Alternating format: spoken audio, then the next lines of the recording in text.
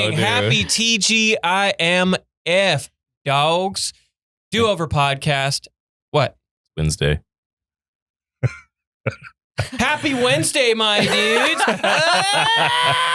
It is the Do-Over Podcast. We have the Drewster. Yo. Drew Magoo over here. Oh. You know what? I just want to point something out. You can point. We need more conflict. I think I've been way too nice. No. I think that lately I've been way too nice. No. And we are due for a little bit of controversy. No. If you look at all the successful podcasts, they all have people like beating each other up or like fighting with each other or something like that. And I feel like we need some of that. That's why we got fired.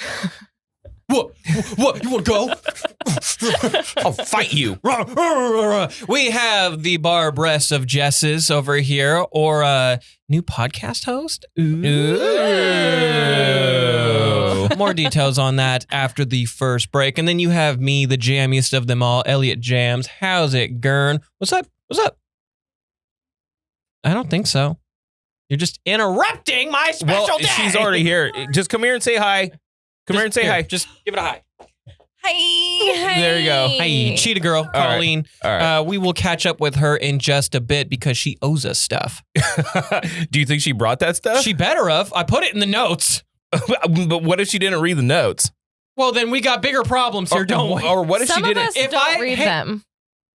Oh, God. And here's the thing, Jessica. okay? So here's the thing. Here's the thing. I thrive off of just winging it. I do. No. I don't need notes. No. Okay.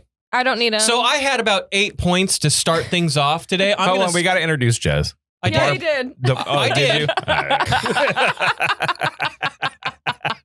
But go ahead and introduce me again. Introduce me again. Barbress Jess. And the crowd goes wild. No, you don't Come get on, knock on my door. You don't get that. No, you don't get it. You don't get it, okay?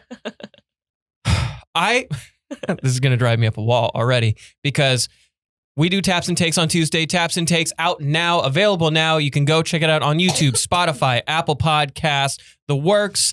You can follow us on Twitter. It's still Morning Drew Show. No, I changed it. No, your handle though. Is it still It's Morning at Drew? Yeah. So it's okay. You can follow us at the Do-Over Podcast on all of our social medias. You can follow me at Elliott Camps, whatever. We do Taps and Takes on Tuesday, and Drew's like, hey man, just want to remind you that you're going to be hosting this week. And I was like, yeah, no problem. Got this. I am a incredible host. You are a consummate professional. I am Elliott the Jams. hoster. And so Wednesday night, I said, hey, I want to get everything done Wednesday night and then proofread everything so I can have everything done Thursday afternoon. So Orc has all of our things because we are going to be doing reaction roulette. We are going to be doing TV, voicemails. We're going to be doing a lot today. I'm up till 3 a.m. on Wednesday night doing notes. 3 a.m. doing notes. He's burning that midnight oil for you, Right. Jess. You work so hard, Pookie Wookie. I send the notes. You're such a man. I send the notes at what, noon on Thursday? Yeah. And Jess says, hey, I'm slammed. I said, no worries. Just when you get a chance, it takes a minute to scroll. Jess at like 7 p.m. Not reading all that. Not reading all that. No one's got time for that. correction. I ain't reading none of that. I'm a wing it. I'm winging it today. And I was I like, always wing it though. You guys go by. You kind of technically wing it too. We have notes, but then we always go Okay. 80 other Hold on, places. whoa. The whole idea with that is that we have an outline, and if we go in other directions, we can follow that, but we always we back. have a way back. Okay, but These are the breadcrumbs We are on the the trail. Hansels of Gretel's. Oh my, Yes. okay, but we have the breadcrumbs. Listen, I am a professional yapaholic. I'm a yapper. I'm good at it. You know this. You're a crapper. That's what you are. And yes, You're crapping I am. on the pod already. And can we also say something? I went back and watched a couple episodes. We are not mean to you. Your friends trying to go to you saying that we're mean to you is complete bullshit. I have something that someone said to me a couple days ago. Thank God.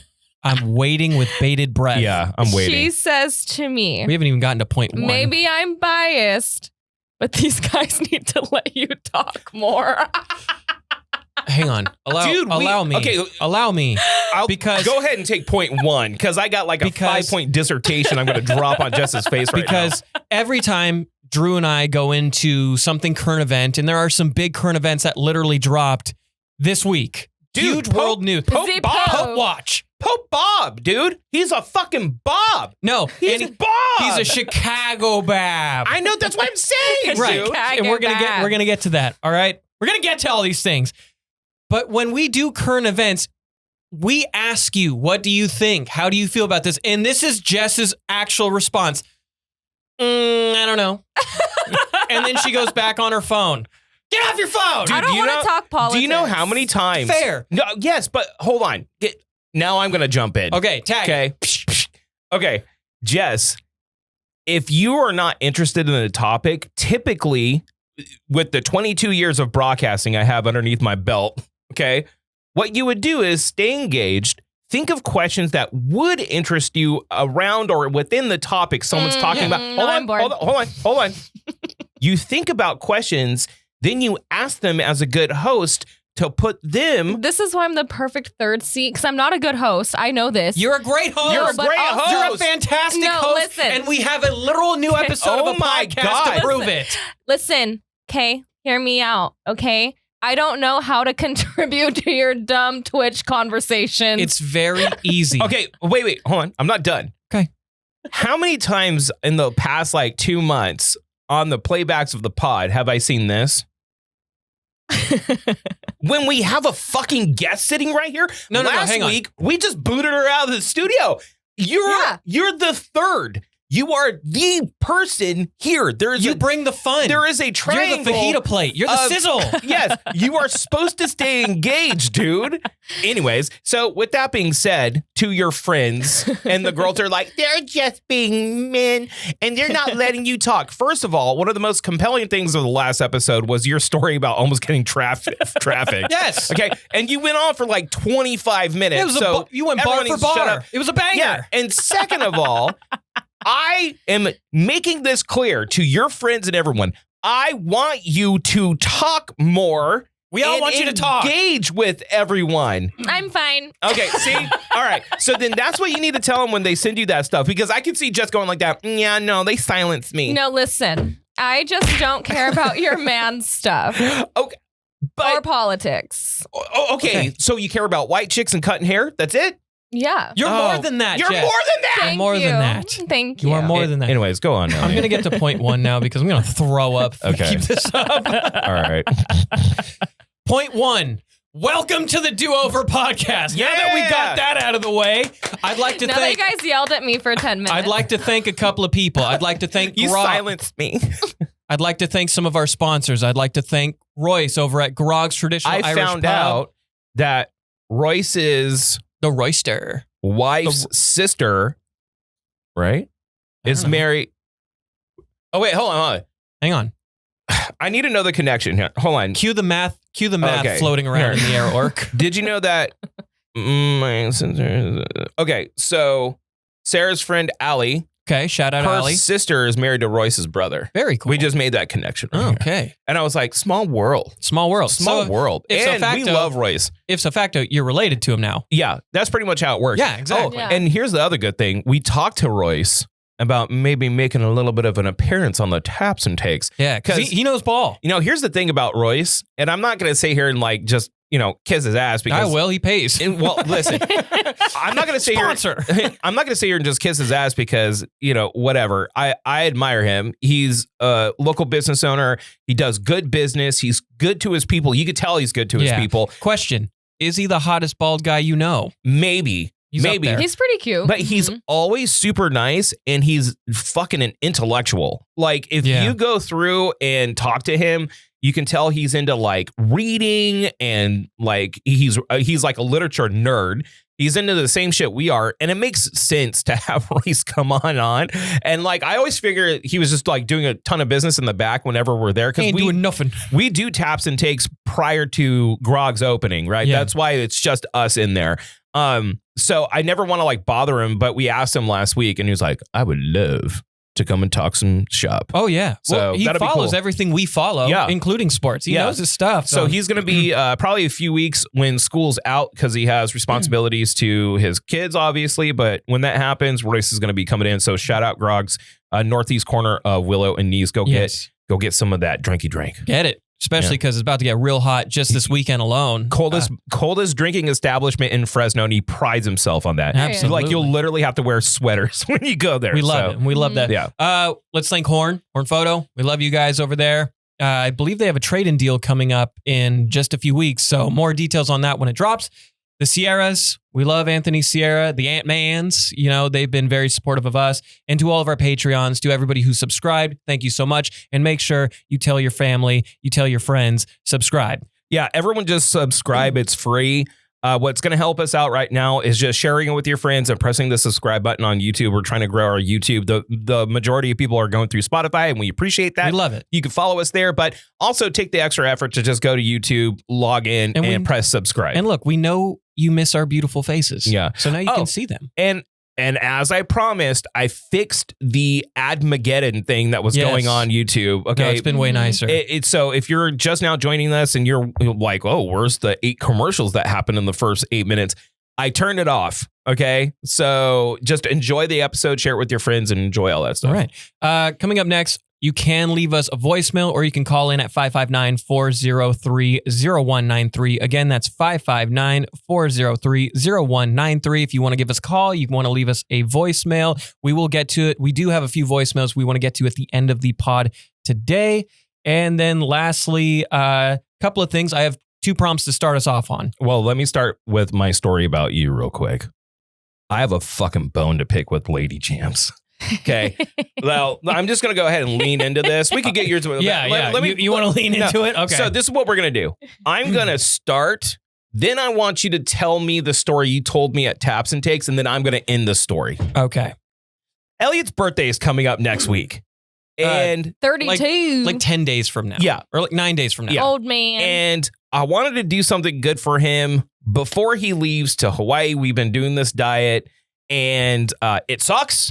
And I'm down like 12 pounds, 11 pounds, something like that. Yeah. I got rid of the way I look at it. I got rid of the Christmas chub. I haven't lost anything. There's still a little bit more to go. Yeah.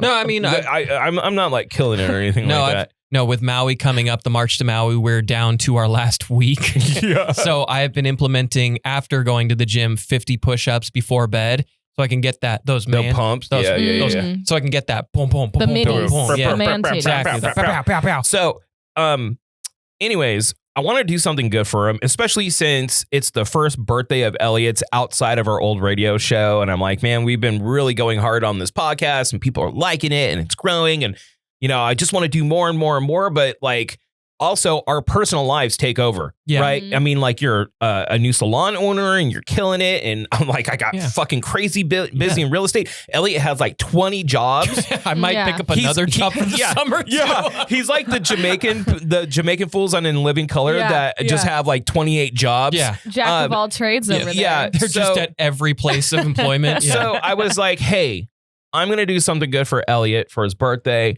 I'm gonna message Lady Jams and Jess, because we've done stuff like this in the past. Yeah. We've coordinated to get Lady Jams there, right? Yeah. Or here to do something good for Elliott. Yeah. So I text her. This is Tuesday? Yeah. Tuesday. Yeah. I think it was Tuesday. And I was like, hey, LJ. Like, I'm trying to be all cool. Like, hey, LJ. Hey, yo, what's up? LJ. It's your boy, the Drewster. Now, I don't know. I cannot confirm nor deny, but I'm sure that our old shtick on the radio has pissed off Lady Jams in the past. I don't know if it has or not, because Elliott doesn't divulge his personal life to me, but I'm sure that I have said stuff that can be either seen as mean or unfair to Elliott. I'm just saying that's probably like the case, right? So the methodology of this podcast has been very positive. I have not really shat on Elliott. I'm no longer unilaterally. Well, he's working Elliott. He is. And I have mad respect for what he's doing. Yes. Right. Yes. And I have no more unilateral control of everything. This is a group effort with the 4 of us. So I'm like trying to be better. No, this has been the chillest Drew I think has ever been in his life. In my life. So I'm like, hey, LJ, Jess, I want to do something good for Elliott. What we got? What has he been hovering? What does he really, really want? No reply. Well, and I'm waiting for LJ to respond too, because I'm not about to be like, we should do this for Elliott when she's the main girl.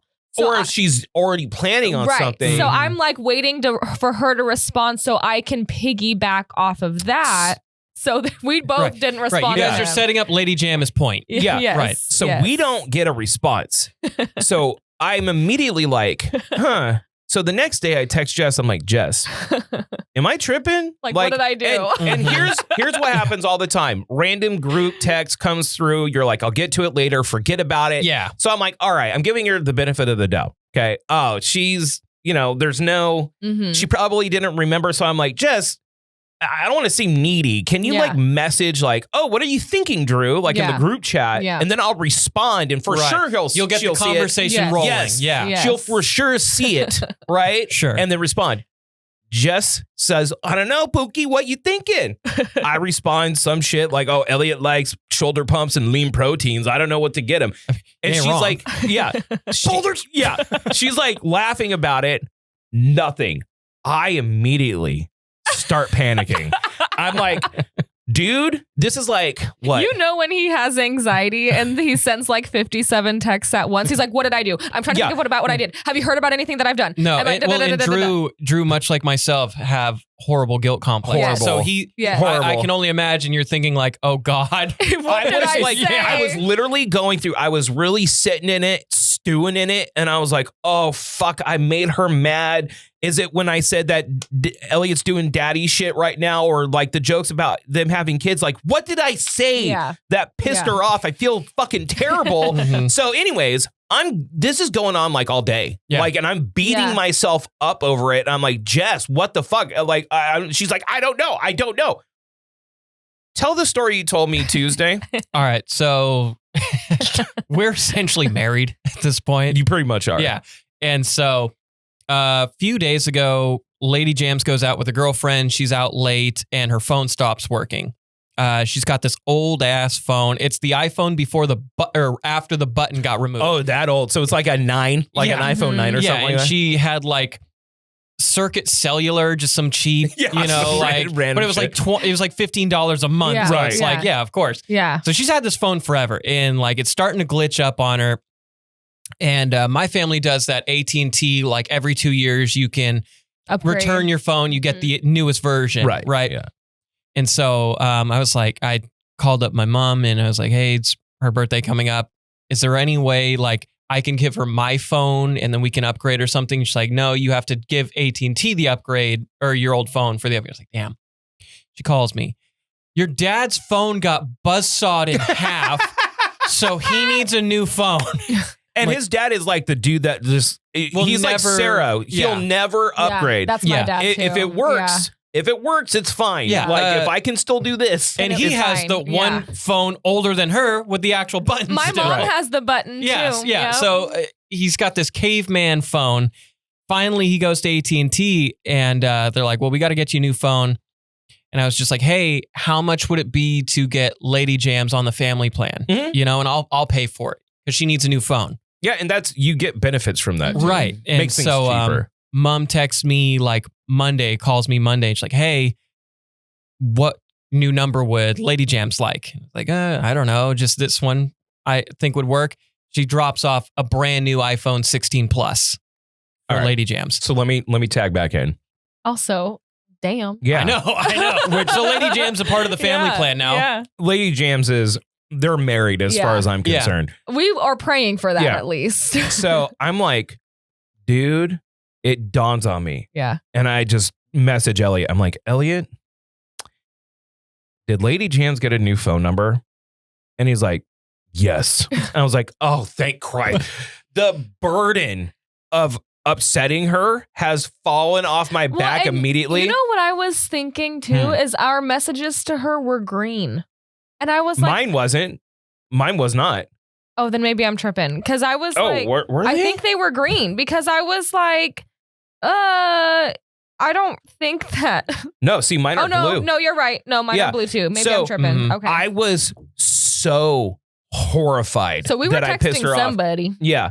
But yes, she got a new phone number. So then I told Elliott the story, and you could probably hear it in my voice message, like, oh my God, I cannot believe I've been sitting here beating the shit out of myself for something I have not done. Like you know when you see like weight literally lift off of shoulder, you can hear it in Drew's voice. Like he called me. He called me, and which is funny because we automatically go to worst case scenario. Yeah, I'm like, oh God. Well, and I'm the same way. I'm the same way. And so he's like, what did I do? And then we're like, oh no, is she mad at Elliott? And then we're like, no, so we're like, oh dear God, we're making up a story about like bullshit. Yeah. Dude, we are doomsdayers. And so he calls me and he's like, dude, she has a new phone number, and I lose my mind. I'm like, oh my God.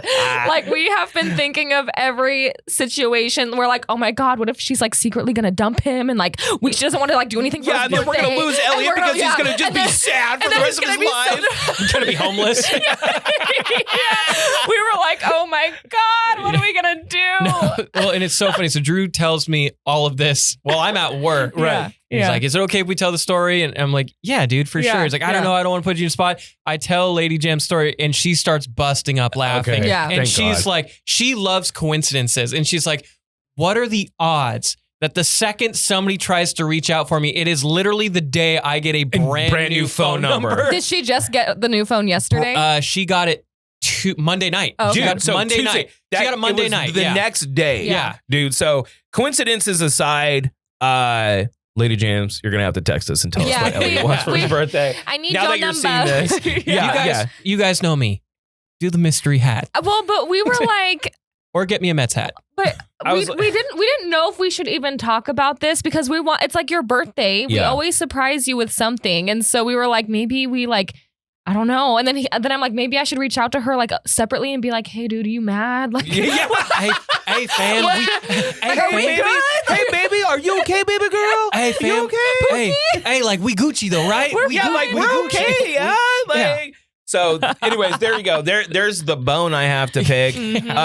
But Lady Jams, if you're watching this, you gotta. I did send her the link. I believe she watches. I don't know. I think she watches the Twitch. I know Sarah's a livester. if you're on, baby. Yeah. Hey, if you're Send us a sign. yeah, say Sarah, something. Sarah, you there? Sarah, you there? Sarah. She usually. Sarah. Where are you? Anyways. Yeah, but so there you go, buddy. Good stories. I give it an Oswald out of 10. I think that is an Oswald. Because if you knew the level of panic from me, I think Jess was less panicked. I think she was like a 7 because in her head, she's like, oh no, she's not mad at me. She's mad at him. I didn't do anything. Yeah. No, I didn't do nothing. But dude, the level of panic was fucking incredible. But my level of panic was more, oh my God, is she not wanting to plan things for Elliott's birthday because she's going to go to Hawaii and then leave his ass there? Yeah. I'd be like, bye, bitch. I'm like, Elliott has no idea what's going to fucking befall him. Anyways, so there you go. Great story. Oswald out of 10. Love that. Hi, Sarah. Sarah's there. Dill Take Girls. What's up, Sarah? Dill Take Girls. Dill Take Girls. Dude, it was hat day today. Nice. And At school? Why didn't you say something? You know I'm a hat guy. Well, at school, right? And Dylan, these girls are blossoming into these beautiful young ladies, and I'm just like, oh God. Like I see him, and I'm like, you just get prettier and prettier every day. And this isn't like, oh, you gotta love that face. You can only love that face if you're a father or mother. Like they're genuinely pretty. Yeah, they're gonna be gorgeous. Have you done the parent thing where like those kids are ugly? Yeah. I've seen some ugly kids, and I'm like, ooh, totally poor kid. But then you'll like see other kids too, and you're like, okay, you may look a little rough now, but I can see you blossoming into like a good looking young person. Do you like look at the parents and like scout? Like, dude, the funny thing is like some of the like fuggliest kids I've seen are like from hot parents, beautiful parents. So now that I got beautiful girls, I'm like, okay, which one's the ugly one, me or Sarah? I do think that's a rite of passage. Yeah, I mean, I don't know. We saw those photos from you last week. You were a handsome boy. I was. I did have looks. Now I really got that dad steez going, dude. Like I walk around, I see other dudes wearing you like. You just got to build up your shoulders. Once you get like the shoulders, your tattoos and arms are going to look beefy, and you're going to look like that intimidating cool dad. What I need to do is just lift. I've been putting this off for a long time, and I've been talking to Sarah about getting just a weight set and being like, all right, I'm going to just start lifting because I will tone up. You got that, I got a wide chest. But the dad styles knows no bounds. I went to Costco yesterday in fucking, what are they called? Crocs. Yeah. I went in Crocs, shorts, like a cargo shorts, and a fucking like dirty shirt and a backwards hat. And I'm like, oh my God. You're going to get the sickest pair of New Balances for Christmas. There are some sick ass New Balance skate shoes. No, we don't. No one owes him a gift for years. That's true. That's true. No one gets his. However, if Drew was like, yo, get me the dad New Balances, I'd get you those. I do like New Balances. I think they're comfy. Cute. You know, but Dylan's hat. Anyway, so Dylan's hat. So she wanted to wear a shower cap. And then silly. Sarah's like, That's no, silly. You're not wearing a shower cap. So she got her really nice. She has a San Francisco Giants, like a super nice green, like bedazzled one. Sarah has a collection of hats she just doesn't wear. But she's a hat girl? She has them. All right. She collects them. She doesn't wear them. So we're not so different, you and I. Sarah's like, come here, look at this, Drew. Look how pretty Dylan looks in the hat. And Dylan's like, yeah. Just didn't want to be seen in it. Goes to school. I love that Drew's stories of their daughter are either they're like, or they're, oh, there are a lot of that. There's no in between. There are a lot of that. It's either nuclear meltdown or it's them being the girliest of girls. Right. I love it. I mean, Drew's on a roll with the stories here. I feel like I had a couple of prompts that I'll just push. Go ahead. Put them No. Well, because I don't know if you guys know, Mother's Day weekend. Mm-hmm. So I was going to do in one of the prompts, who is one of the best mothers in history? We can go through, or people could put in the chat. And don't put your mom. My mom. Has your mom changed history? I doubt it. My mom is the Queen Elizabeth is first. almond mom of the Central Valley. When we got fired, she was so worried about her fame personally. I love that. That makes me like her even more because she should be worried about her own fame. Yeah, I agree. I mean, I think it's so funny because like your mom loved being almond mom. Yep. This was about 5 years ago. We pitched like a segment with mums, and then we called it "Mum's the Word." Mum's the Word. And she did it once and said, "I never want to do this ever again." So it was a good bit too. I loved it. Anytime I could get and we wanted to bring her in studio. We wanted to get her talking. She's like, "You will never have me." So I was like, do you not support me? She's like, "No, I support you ruining your life." And I was like, "This is awesome, dude." Okay, so Mum's the Word. Why that was such a good bit was, if I remember correctly, it was like a series of like she would give like some kind of a English like. She would give us English terminology and people would have to guess it. If it's real or fake. Right. So we would come up with like fake ones and then she would give real ones and we would say, hey, how do you say this? Or is this real? Yes or no kind of a thing. And it was a funny bit. And then we did it one time in the very beginning. And she was like, nope, never again. Never again. It was, what was the line? Something about feeding your bottom. And I was like, what the fuck, dude? It was a real thing? Yeah. British people are crazy. What is it? I can't remember. I can't remember. It was so long ago. Literally 5 years ago. We were all 6s and 7s. That's a real British thing. And then my second one was, I don't know if you guys noticed the date this last week, but it is National Short King Week. Okay, Thank explain God. this. What is that? Thank God. Okay, National Short King Week is because the days were May, so like 5 foot, 5, 6, 7, 8, and 9. All right. So like, so what I was gonna say is funny, dude. No, exactly. So my prompt was shout out your short king. Let us know who your short king is. Does that qualify as a short then? Yes. Because Sarah says I'm short. I'm 5'9". Anything under 5'10". Well, the world average height is 5'8". So anything under that is short king. Okay, so we're tall. We're right in the. We're tall. No, we're in the middle. If so facto, we are the peak. No. So short. 5'9" is not short. Tall. Chat, let us know. Is 5'9" short? Is 5'9" short? As a man, why are you anywhere under 5'9"? Hold on. Like my feet are short kings, but I mean, like, I'm not a short king, okay? Hey, check it out from the Twitch chat. I_rec. First time chat. Thank you for chatting. It says, need some tattoo couple ideas from the do-over. My anniversary is coming up. The wife wants matching tattoos. Got it. 2 tummy hams touching. Easy. We did this dumb debate one day about. Oh, 5'9" is fine. Thank you, Brittany Button. I disagree, as my boyfriend is 5'9". Yeah. I can't wear high heels. Like Sarah doesn't wear high heels and shit around me. It's embarrassing. No, I don't mind a tall woman. If Lady Jams was 6'2", I'd be like uppies. Mommy. Baby. I can't reach the top shelf. Dude, that's so fucking... Baby, uppies. That's so disturbing in the best way possible. Can you picture? Lady Jams. And she's just like, baby. And he's like, I'm hungry. I'm hungry. Or put me on Mount Everest. Uppies. Mountain climbing. Sarah is 5'8". I'm 5'9". But me just walking around when she has shoes on, I'm like, oh God, I look shorter. That's why you need some solid like boots from Browns. Yeah, go to Brown's Shoe Fit Co. in Visalia. Go get yourself some Visalia. Go to Browns. The Hokas that Josh, those are like 8 inches. Dude, they're like padded, right? So if I wear them, I'm about 5'10" and a half. Bro's got platform shoes. So I do wear those often. Not only are they like super comfortable, but it also makes me like a little bit taller than Sarah. Yeah. But I wish she would wear heels around me because I love the way she looks. A woman in in heels. heels. Ugh, just messes me up. Dude. Primo. It's primo. Yeah. Really? Yeah, dude. Dude, yeah. There's something about heels. And you're not a heels person. You're I'm a boot. not. You're a boot girl. Yeah. Are you a clog person? Yeah. She likes Catch like me in clogs. yeah. like a damn horse. No, she's a goth girly. So like she wears like the combat big like boots with combat blades boots. on them. Yeah.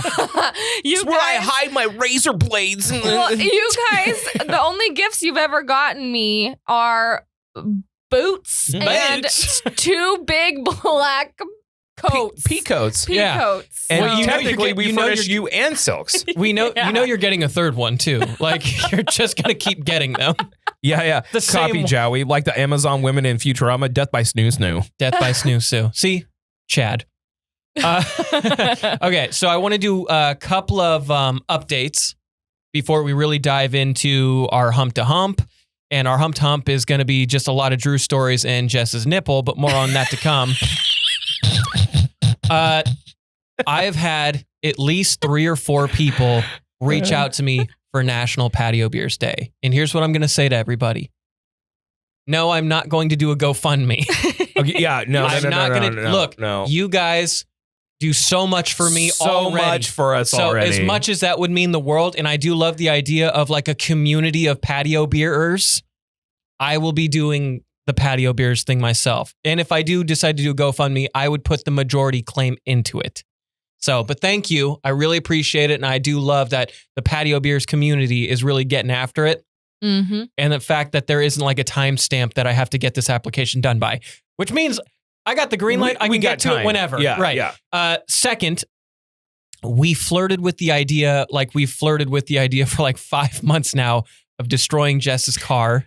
Okay, so this is interesting. Mm-hmm. Continue. So we're not confirming anything yet. Not yet. Not yet. However, after the pod, we're going to have a sit-down meeting and discuss the logistics of it. But one of our great sponsors and good friends, the Sierras, have thrown their hat into the ring. So multiple people have contacted us about doing this event at their location. And the more and more we thought about it, obviously Jess needs to be okay with it because it's her car. The number one thing is Jess is green lighting it. Yes. And when you throw an event, there's a lot of stuff that you don't consider that you need to consider, like down to, all right, how are people going to use the restroom? What's the temperature going to be if we do Are this? there EMTs? Are there paramedics? Are there waivers? You know, like we have a lot of groundwork to do. A lot of stuff that we would have to do this right. And also we want to make it an event. We want alcohol out there so people can drink. So I'm over here calculating, okay, in a normal keg, how many red Solo cups can you get depending on how many people want to go? But a lot of people have reached out saying that they absolutely will go. Mm-hmm. They're like, I want to do this. Yeah. And we thought that this was going to be an awesome idea before we got And I think this could be a really cool event if we can get it going. The whole idea is when we do stuff, and yes, we have a Patreon that people can that people can help us out monetarily. Right. We have subs on Twitch and stuff like that, but we really don't want to go through the GoFundMe route. We want to give you something because you've given us so much. You've given us so much. So the protocol moving forward really is like, okay, how can we make the experience cool for you and not charge too much money to do something cool, that you get something really cool out of it? We got a lot of cool ideas. That is something we can kind of build ourselves, much like this show. Mm-hmm. You know, well, it's like and we need to figure out too. Almond Mom made a point this morning that the DMV needs to know where my car is. I technically have to sell it to whoever throws this party. You could also do a non-op. You just do non-operational vehicle. How do you do that? You just file it with the DMV. Oh, yeah. Okay. Yeah. But that'll take care of that. So I mean, there are things like little steps we would have to take. So before we announce anything, we're not saying we're announcing anything, but we very much appreciate that people are interested. Yes, very fun. Our toe me. Officially in the water. Well, and I'm getting a new car this weekend, so I am totally okay with everyone bashing in the Jeep. So just to get you up to speed, if you missed it before, we've been really tooling around with the idea of beating the shit out of Jess's car because it's just horribly unsafe. It's a death trap. It's a final destination mobile. It is a death trap. It is an absolute liability for her now in so many ways. So you were saying that you finally got the go ahead and you are in the corner now. So the whole idea is to raise funds to help the cost of replacing the car and also to get Elliott's National Patio Beers holiday. So it's like a two-pronged effort here. Mm-hmm. So that's the goal. Okay. Those are the goals.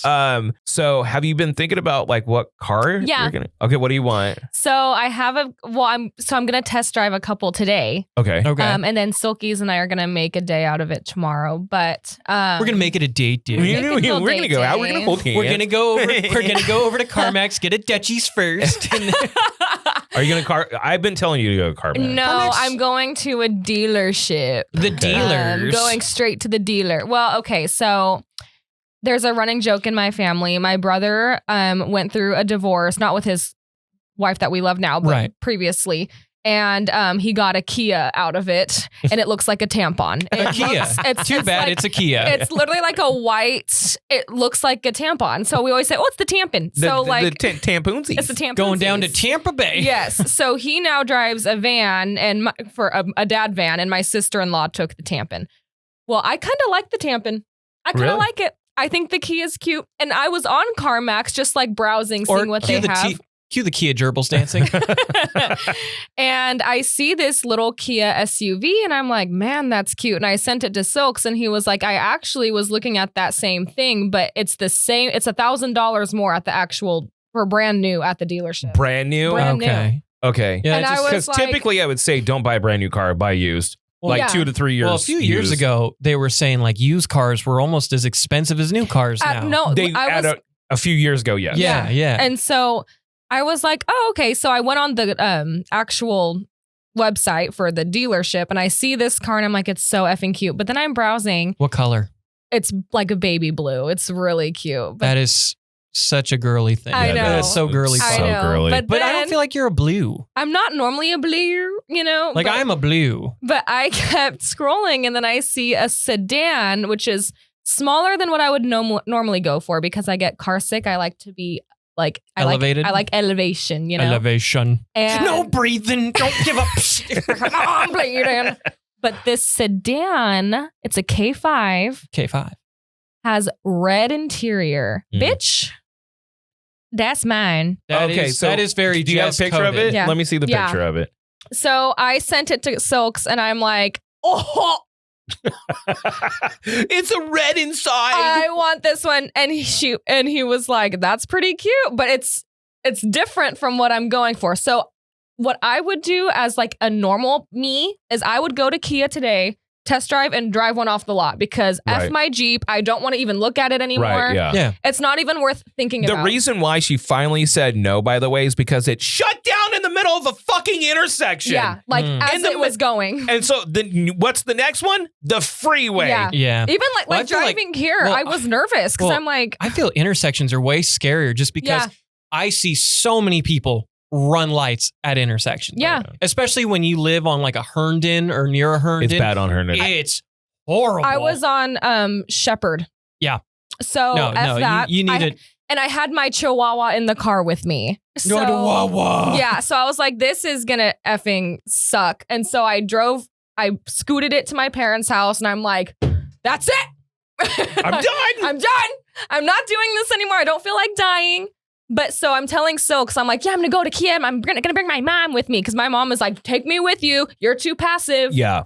And I'm like, okay. So Almond Mom's coming with me because she's a bitch. You know, she's like, you know what? I recommend that too. Like when I got my first car in high school, because I've only ever had the two. I had Big Mama and then this one. We made sure Mom was there because she's the negotiator. We call her the British Bulldog. Because she brings those teeth out. Yeah. No, my mom's like, they're going to look right at you and say, oh, she just a girl. She's like, It is cute. Yeah. It is super cute. I actually like the newer Kias, even though they're Kias and they kind of have like a Kia.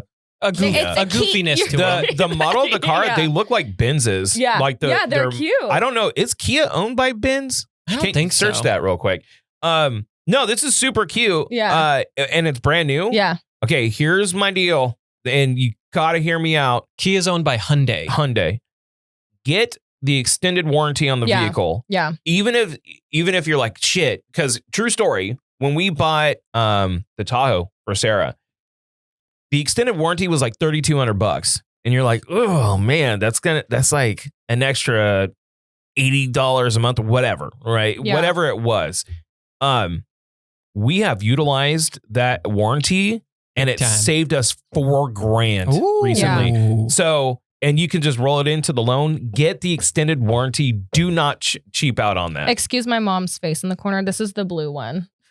Isn't that cute? That's cute too. That's cute. Yeah. It's not as tall as you want, the other one. Yeah. But so I'm going to test drive both of those. I would like to then just drive one off the lot. Yeah. Silks is like, no, we're going to go shopping. We're going to go to this place and this place and this place. And I'm like, okay, you haven't had to make a big decision with me yet. Like this, you know, like I get so overwhelmed. I get mad. Like, I'm like, okay, enough. Like, just get me one. Like, what do you mean? You're like, I don't want any other thing. Like, she doesn't like too many options. Yeah. Too many options freak me out. And so like, she's just first place done. Yeah. Yeah. All right. Like, I can respect that. You should have seen when I was planning my wedding in my previous life, when the person would be like, do you like this color or this color? I'd be like, I don't know. Like, I don't care. Like, just get it done. To me, it's like, I'm not good at making decisions. Did I make you a wedding planner if you can't plan my wedding? I do. Okay. So there's a good balance. I can't speak on Silks on this or whatever. And he is right. You should shop to see if you can get. I agree. Absolutely. Should at least be a 3-day thing. Even when I have. Oh, hell nah. Well, even when I have preferred lenders, like a preferred lender, right? In real estate, when I get clients and stuff like that, let's shout out Red Phoenix.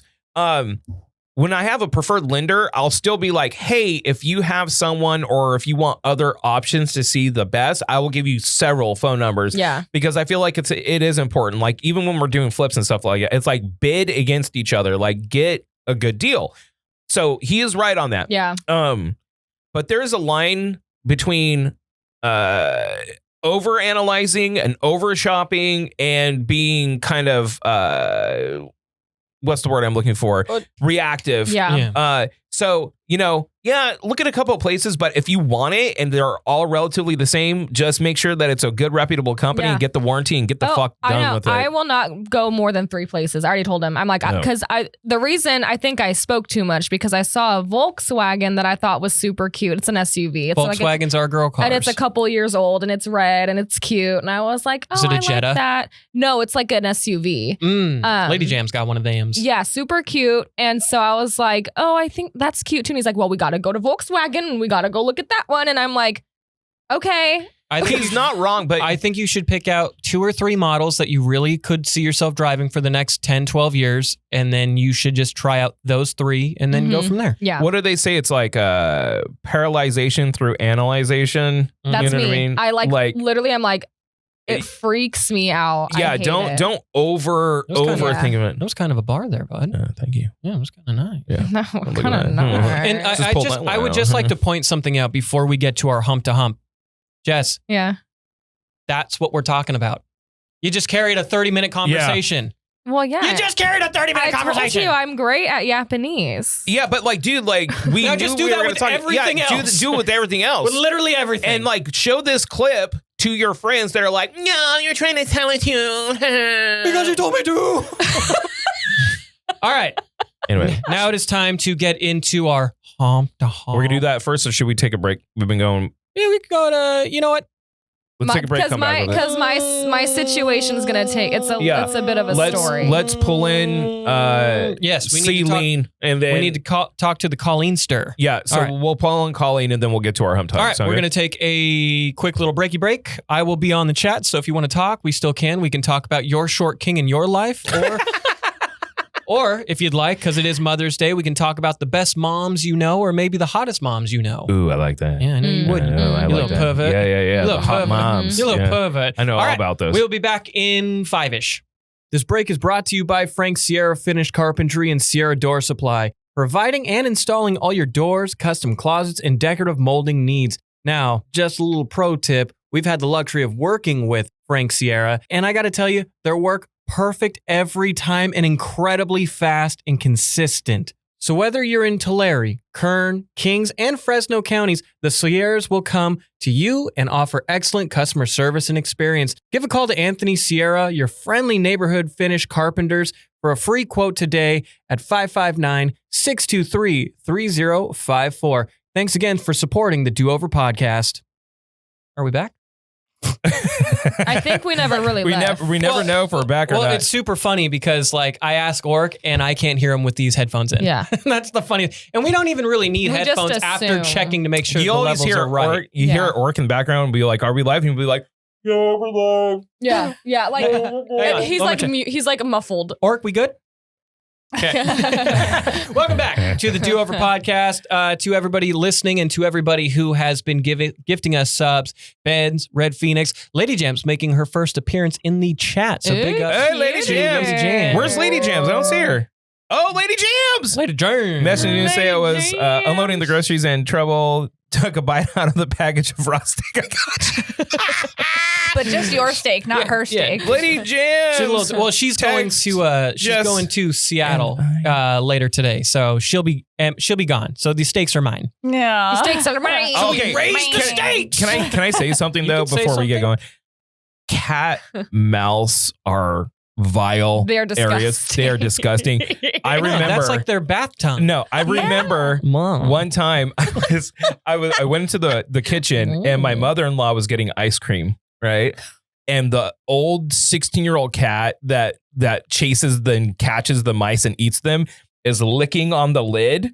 And then my mother-in-law just puts it back on the top. And I'm like, oh, ew, no, dude. Why? No. You don't let, like, you got a couple of kitties. You don't let them No, like if they like, no. I let mine give me kisses. First of all, I've never had a cat. My cat doesn't kiss me. I've never had a cat that ate normal food, but apparently a lot of people do. Like my cat. I don't Oswald specifically, he doesn't give a fuck. So Chunky Man, not interested in people food. Right. Trebagiro, on the other hand, if you're sitting like on the couch, because we have like a coffee table in a living room, if you're eating there, she'll climb onto your arm. Yep. Both paws on arm and just like. Yep. It's like, get out of here, Trebagiro. And you'll move her and then she'll be like, and then she'll come back. Or she'll just skip your arm completely, get on the table and just start sniffing your food, trying to eat it when you're not paying attention. You have to do the shoe. Get and then even then you just hear this. You swipe and they step right over it. It's and like then an obstacle. And then you just hear this.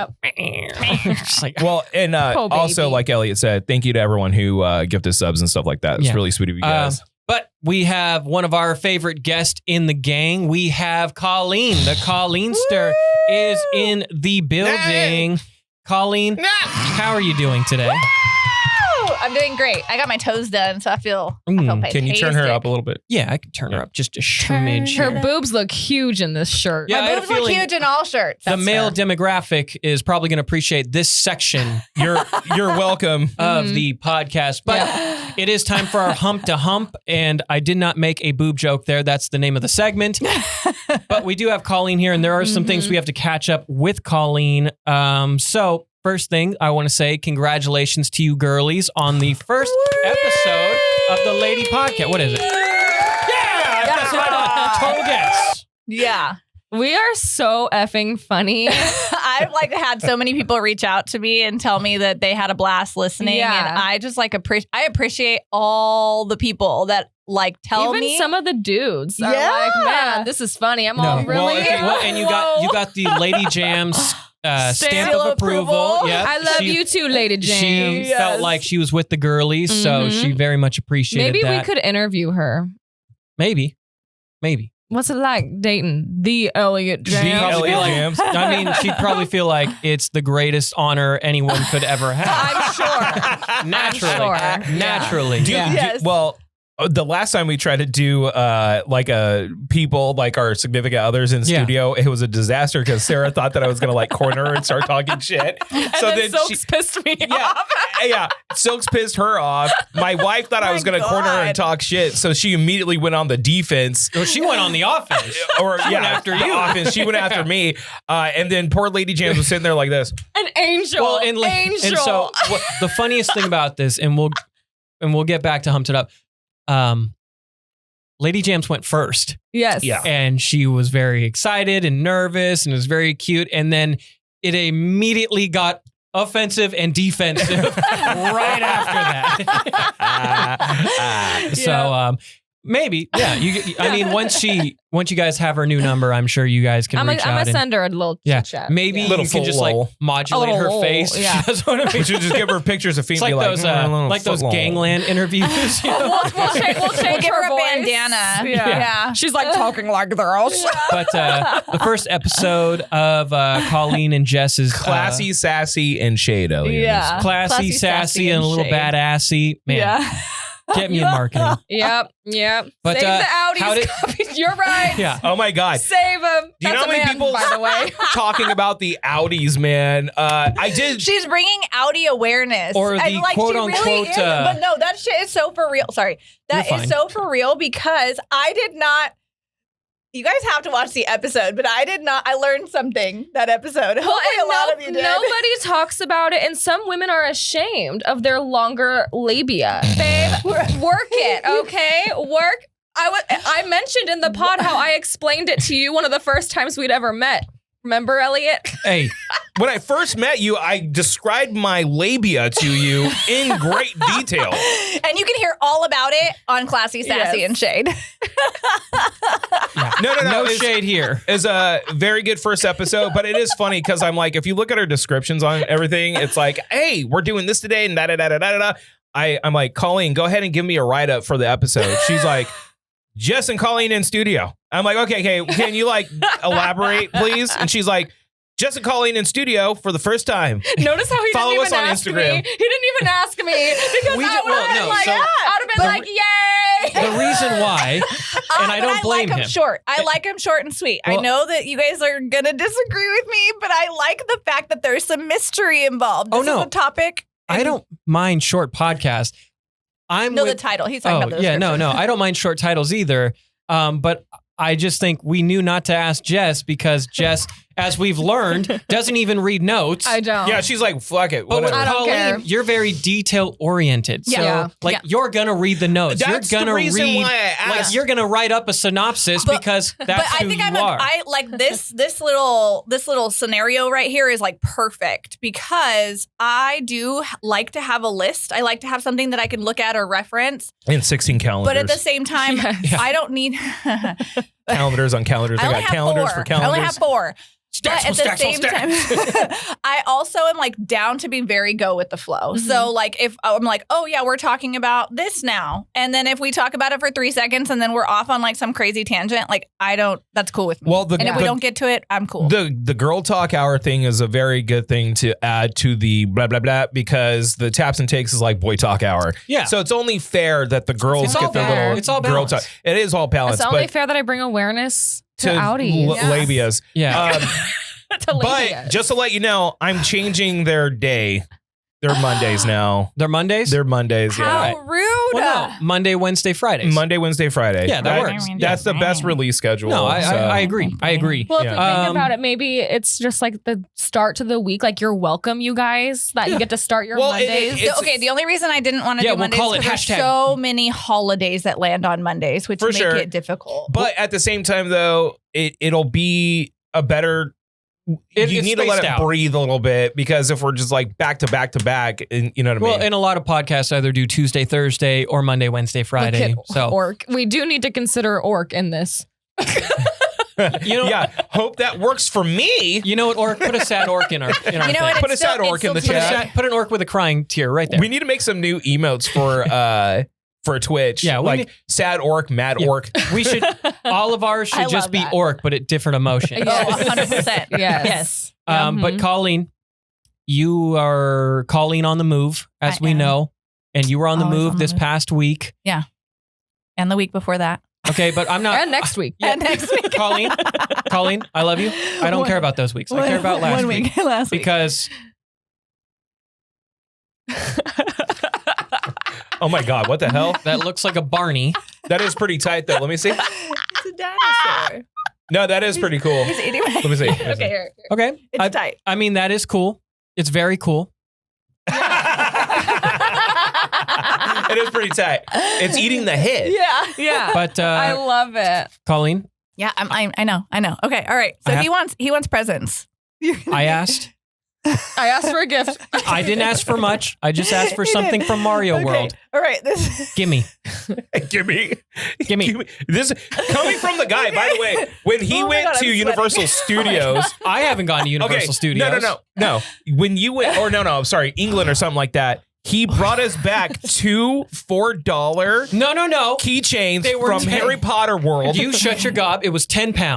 £10. I'm sorry. Okay, and I made you Gryffindor. So I looked everywhere for what I wanted to get for you guys, and I found this perfect little. I know it's so hard. This perfect little. Or zoom in on my face.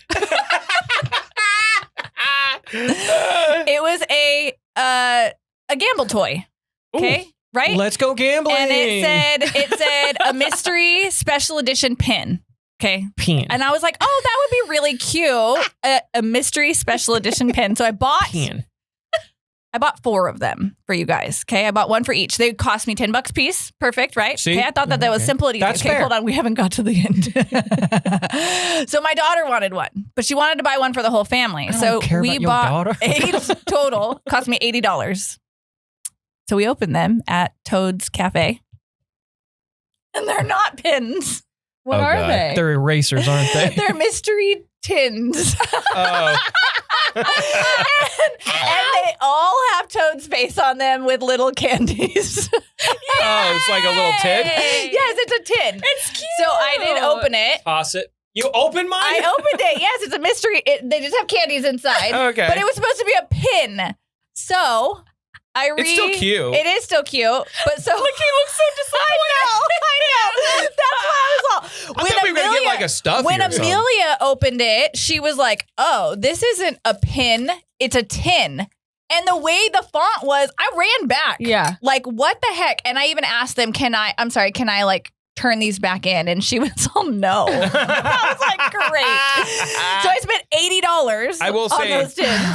Okay, so that is kind of crazy. This is not a $10 purchase item. I know, like, it's crazy. Okay, but I do like it. I bought something else for you guys, and I have it, but not on me because I left it at home. So I will give it to you. You're really selling him now. But I totally love it. But I picked it out. It wasn't a mystery, but I picked it out. I totally love it. I got something for you, and I got something for you. And I got something for Orky. And I didn't get anything for you because you don't care. I don't care. Colleen, thank you. It is very sweet of you. Thank you. That's all I'm going to say. I'm going to say thank you. I'm going to be, thank you. But seriously, if you saw a mystery box. I can put my not drugs in here. Yeah, not weed It was ever. so cute, though. It had it was like a little box and it said mystery Are you eating the candies? pin. Yeah, I gave her They're my not candy. good. Gross. They're bad. They're so bad. Don't eat them. They're poison. Jess, you're pre-diabetic. I am literally pre-diabetic. This is so bad. They're bad. Don't eat What a waste them. for my As she keeps on Stuff, eating them. yeah. Just keep on eating them, dude. Terrible. Yeah. They're so bad. Speaking of bad, Yeah. speaking of bad, I'm glad you're here, Colleen, because I've had this in the notes for what I feel like is a month now. Your pizza talk, your pizza game Oh, God. is frumpy at best. Okay, I'm going to send the video of me recording these two people arguing because Elliott got visibly heated. So if you're watching on YouTube, we'll put a little clip of it. I'm going to send it over to Ork. You do the rest. I paid $10.99 per pizza. Okay, you know what you can get for $10.99? A freshly cooked pizza from anywhere else. No, me and Ed? Domino's. Me and Ed, they're right now. Domino's is not a freshly cooked pizza. Yes, it is. Yesterday. Okay, You, anyway. Little Caesars is hot and ready. $5. German Shepherd. Domino's, $7.99. Pizza Hut, $9.99. You can literally have this ready. Husband calling German Shepherd. Dude, Elliott got mad when you started talking about Because- pizza. How does it even start, dude? So even it remember was half that at conversation. Groggs, if I recall correctly. And we're all just shooting the you know what. And if there's one thing Drew knows about me, I am passionate about mazza. He does. He likes himself a saucy pie. I love me a good saucy pie, and I am because if I'm gonna cheat on a diet or if I'm gonna do something, it's got to be pristine food, and I put pizza up there as upper echelon food. Yes. So I take my pizza serious. What was that? Mr. Piggy over here snorting. I'm sorry. I take my pizza serious. Colleen, why don't you do us a favor and tell us your favorite pizzas here? I don't remember. What did I tell you? I'm sure You tell Elliott me. remembers. Yeah, you tell me. Me and Ed's. I love Here mayonnaise. in town, are we talking about I'm talking local? in general. Hands down, my favorite pizza was in Rome. At a place called, I don't know, Luigi's. Yeah. Oh, just throw an Italian name there. You mean, I'm sorry. You mean the name of the gift you were supposed to give me? It was a mystery pin. And that's why I opened them, because I wanted to give you the Luigi one and him the Mario one, and they were all Toad. All of them, all 8 were Toad. Well, actually, one of them was a princess This isn't crown. even Toad. This is just a mushroom. I know. Yeah, it's an embiggen mushroom. An Yeah. embiggen. An I embiggen. should remember. I'm gonna keep eating these. All of them Yeah. were. So we're at Groggs and we're talking pizza, and she's just like, I love me and Ed's. Me and Ed's. I do too. is the best, and me and Ed's. It's because they have the best ranch. Okay, They hold do. on. Wait. Allow me. Me and Ed's is mid at best. I will Hold on. fight Hold for me and Ed's. Hold the phone. Me and Ed's is also Sarah's favorite pizza. Mid at Just- That's best. because You she need to hold knows this what's up. phone. Oh, hold on. Mid at best. Coney Island slices from Me and Ed's. goated. Goated. It is so good. The last time we went there with Sean. But that's still Me and holy Ed's, crap. right? It's what Me Yeah. and Ed's should be. It's what me and Ed's should have always been. I don't So Me understand. and Ed's is good. Me and Ed's slices. I'll tell you this. It's a Zach's different gonna eat thing. me and Ed's every day. That pizza He is loves so it. good that if they had an option at every Me and Ed's to do a slices full pie and it was $50, I'd do it. I do it. It is that good. It's so much better. It's So, so all I'm much hearing better. is Colleen was right. Yeah. That's No. what I'm hearing. Yeah. It's a technicality. Me- is anything. no. Okay, so Colleen was technically right. Yeah. I like that too. Me and I Ed's. don't. Me and Ed's, unless it's the hot Hawaiian, and that's being Okay, why very do we have generous. more and lesses? Because the hot Hawaiian is a good pizza. It's fine. From Me and It's Ed's. fine. Agreed. It's Yeah. fine. But for it to be the best, nah, fam. I mean, in town, yes. Nar. I agree. Not in even town. remotely close. When Dude, we've got the man, the myth, the legend. Shout out John Yeah, Cleveland. you have 99 Craft, you have Anesso's, 2 excellent pizzas. You have BC's here locally as well. BC's gives me diarrhea. Yeah, You're high. yeah. And out of all of them, I would probably prefer Now, it's not fair because Okay, what's your number one? What's your number one? Wait.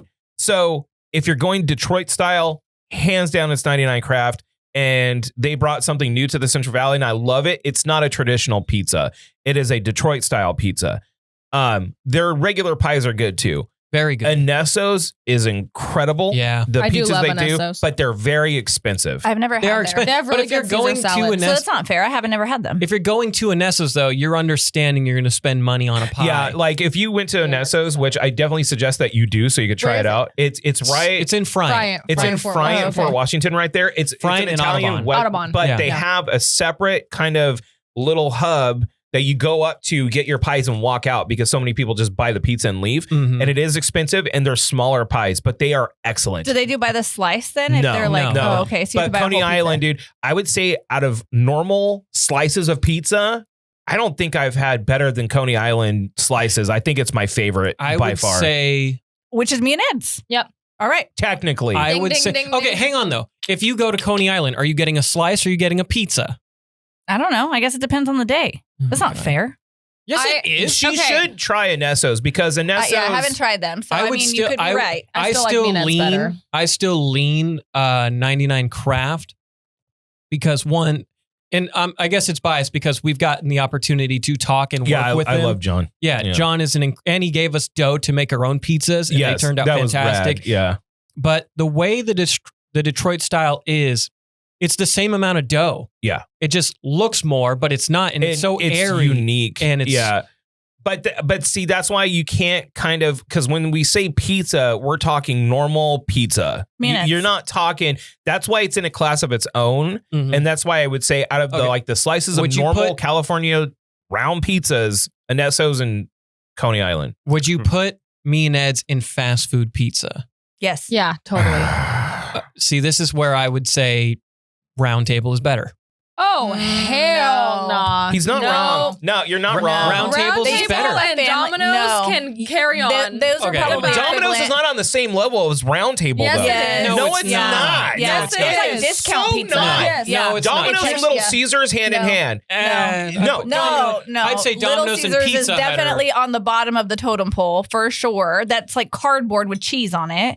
And then I would agree that Round Table and Domino's are about on the same level. Round and then Table I would is put so Pizza much- Hut so much right above better. that. Oh, Round Table's so much better. than Round this. Table way over Pizza Hut. And you would put Pizza Hut over Round Table? I don't really like Round Table pizza. I used to go there with my family all the time, so I'm very, very familiar with that pizza, and it's not. I think the there's greatest. a clear quality difference between Domino's and Round Table. Like, No. but the problem with Round Table is that they're also way too expensive. No, they're expensive. They're way for too sure, pricey. But the quality of pizza is better. It is. And I It would is. even say, like, it'd be No. like, for me, it's sure, Little Caesars. What about Hungry Howie's? Where's that on the Get that scale? trash out of here. I used to think that their pizza was really good, and then they changed like something And in their recipe. and while we're now at it, it's get like, Papa no. Murphy's out of here. Wait, I love That's the Papa one. This is that's what it was. Yeah, this is what it was. This is what I started love the fight. Papa Murphy's. No, This is what started because the you This can is fight. what totally- you're okay, right. Hold on. This is the Jimmy Neutron brain blast that just happened. Or put that Jimmy Neutron brain blast I in. love Papa Murphy's because you can leave the pizza out for as long as you want to get as thick of a crust as you want. Here's what And it is bothers me up. delish. Here's what drives me up a wall about Papa Murphy's. It's do-it-yourself pizza. Yeah. Why would I want to waste my time? unfortunately, I get that. Why do I want to Yeah. be responsible for burning a pizza? Then don't do When- it. When somebody else can get paid to do it. Like, you go to a pizza place because the pizza's getting made fresh. Wait, Yeah. I'll tell you why. And you two won't understand this. Okay?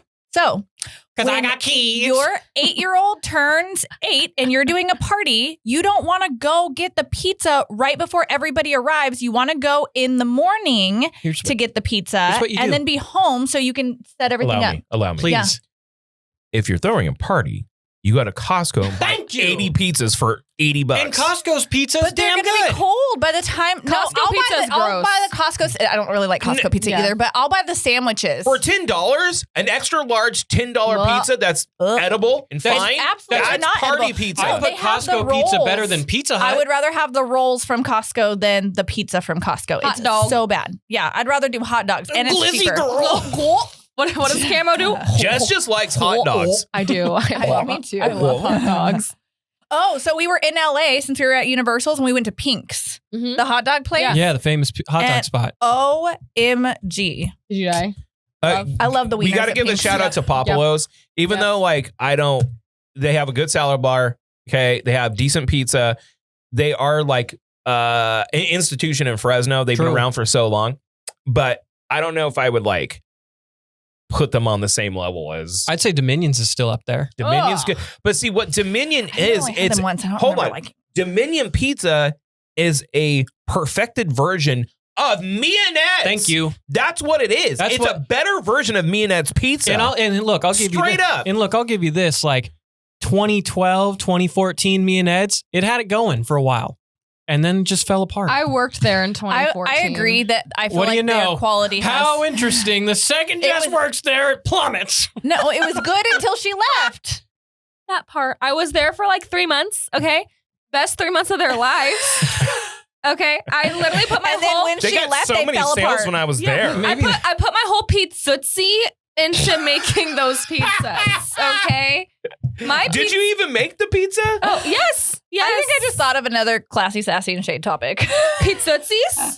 Because I can go on and on. Because listen, Silks can have Mianette's every single day of his life. That fool houses a large to himself, which is why he's no longer Silky Abs. Rest in peace, Silky Abs. We love you. Yeah. The fob. Or no, the flabby.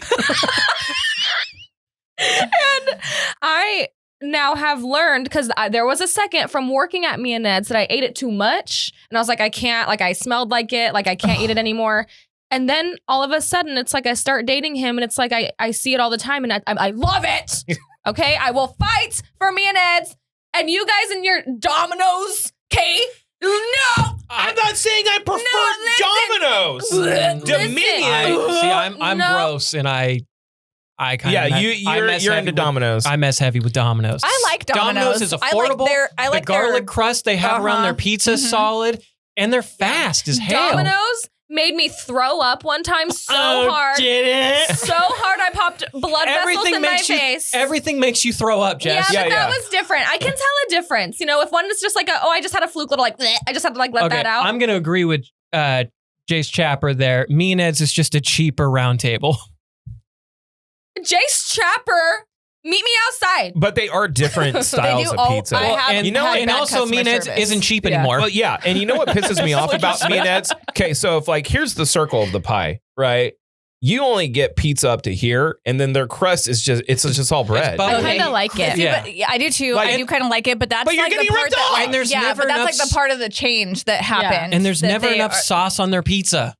It's just cheese bread. I'm not a big saucy. I'm not either. I'm not a saucy bitch. I'm not a saucy bitch. I'm not either.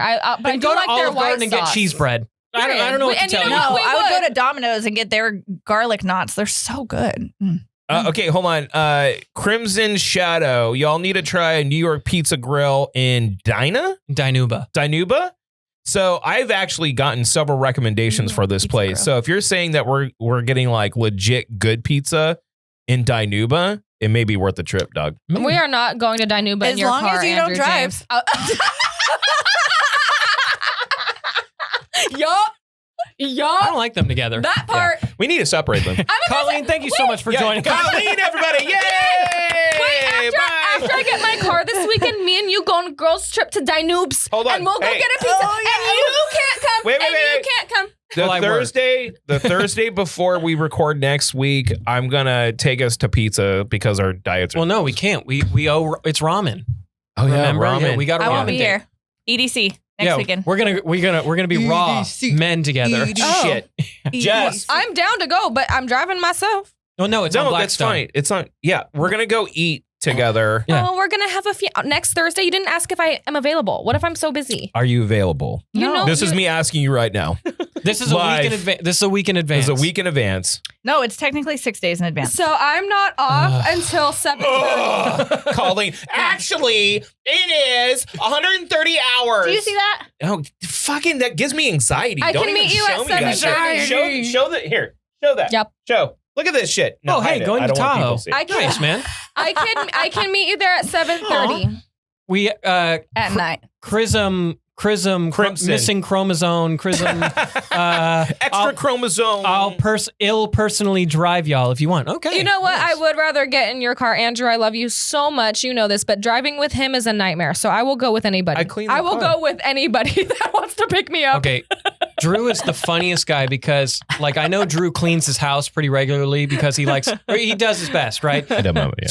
And Drew is very, like, he likes things organized. He likes things in his spaces. For some reason, his car looks like a dump. So here, since we are doing the hump to hump right now, or like dump to dump. So I've said this like many times over. So I will get everything like 1,000,000% clean and let it just degrade over time until I can't take it anymore. Right? Yeah. So, and then I'll get this anxious feeling of you got to clean it now. So for the past 2 days, I've actually been cleaning my man room and the car. There's still a couple things in the car that I got to get like done. And I got this like spray wax to wax it. I got shit to take off the water stains. I like cleaned the room, like dusted everything. It's like all organized and it makes me feel like clean. Good. Who would have guessed? It's not even feeling clean. It's feeling like everything's in its right place, right? Yeah, that's called clean. But okay. Anyways, so then it eventually starts to degrade over time. I don't even know how it happens. It's like dust. God damn it. I swear. I've never hit a woman live because I do it behind closed doors. But I mean, like right now. Just kidding. They fight like he loves to hate each me. other. Yeah. No. Colleen. He loves to hate me. Colleen is great. But Colleen is really great at saying what's up. At ticking you off. Yeah. You know? Really ruffling feathers. I'm always just laughing and he doesn't like anybody to have any fun. No. That's the problem. I'm a Debbie Downer. Yeah. Anyways. You're out of order. Anyway, Colleen, I want to thank you for coming in. Colleen, the first episode, fantastic. You can find it on YouTube. You can find it on all of our socials. We've been supporting you like a storm.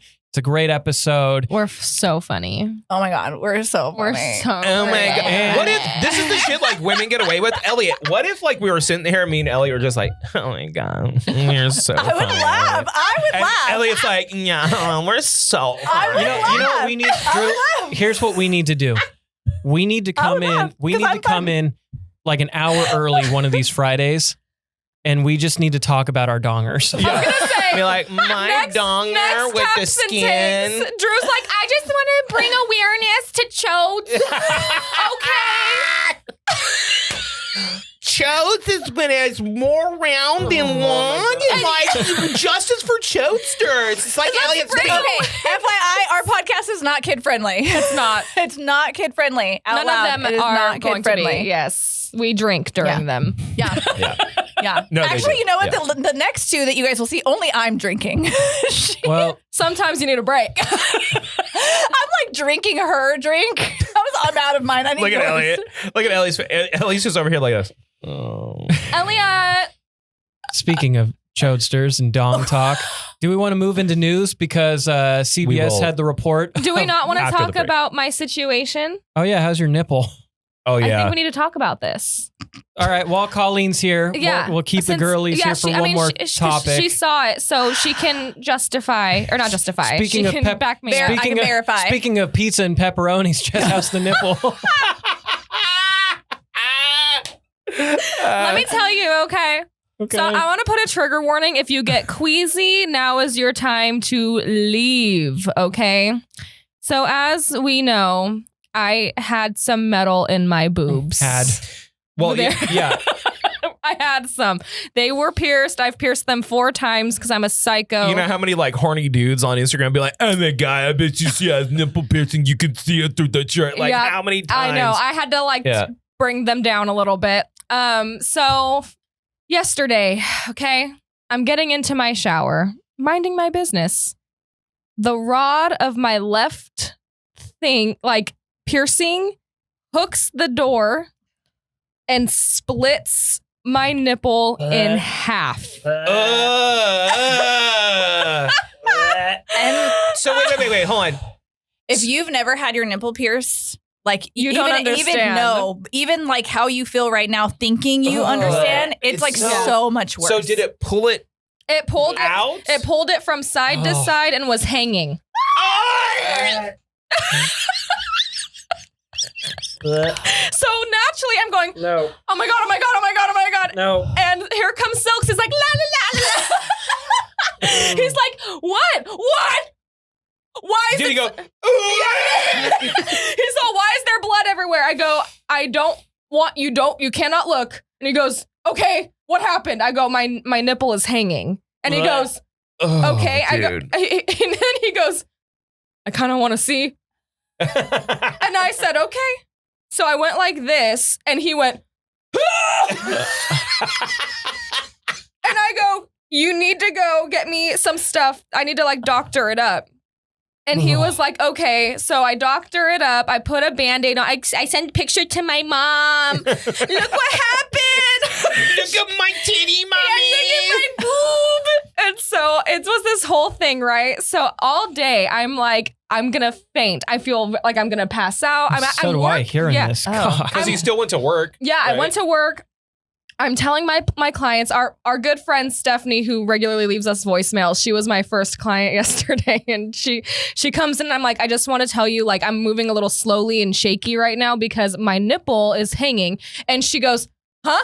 And so I had to like explain to her what happened. And she was standing up as we were talking, and she goes, I'm sorry, I have to sit down for a second. Okay, so since you have it all bandaged and stuff, does it make you want to wear a bra right now? Just for support for now? I've never worn a bra. I might ask a stupid question. Do it. I feel like it's the obvious question. Did you go to the hospital? No, it's not necessary. So nipples are really resilient. Yeah. They heal themselves. In fact, it is already back in place. Yeah. Hold no, on. it's not Wait, necessary. I got a question. It's like all cartilage, I think, like right there. Is the piercings coming back, or are they retired? They have officially retired. Both? Well, yeah, because so what had happened was It'll be uneven. So they were a little uneven. Well, because, it's like, like Michael Jordan used to only have the left earring. She's only got the left boob. Well, no. Sometimes people do that. So when it ripped, and I had to pretty much tape it back on with a Band-Aid, they looked this one looked lower than the right. So I'm like looking at them this morning. I'm like, I have to take them out. They're cockeyed. I have to take them out. And so I have long fingernails. And so I'm like, I can't do it. I'm like, Silks, you have to help me. And he's like, no, I'm not doing that. And I'm like, no, you have to. I respect the boundaries. I'm like, you have to. You have to help me. I'm like, I physically can't do it. And he's like, okay. So we start slowly because this one looks normal. So he's like, okay. And then we held it for a second and we had a ceremony. Yeah. Said our goodbyes. I'm so here lies Jess's right nipple. The ring. Here lies the ring. There's all a piece of skin on it. Just all. Yeah. And then the left one, I'm like, okay, you know what? I'll just handle it because he was like, he's like, what? He can't do just taking out the piercing without all the. Well, because even with the, like. It kind of hurts. Right. Like, so even with this. You lost a nipple. No. Yeah, that fucking hurts. She's talking about the one that didn't get pulled. But the threads, so okay. So the bar is a 14 gauge bar, same gauge as they put through your tongue. When you unscrew it, it's usually a female ball to a male bar.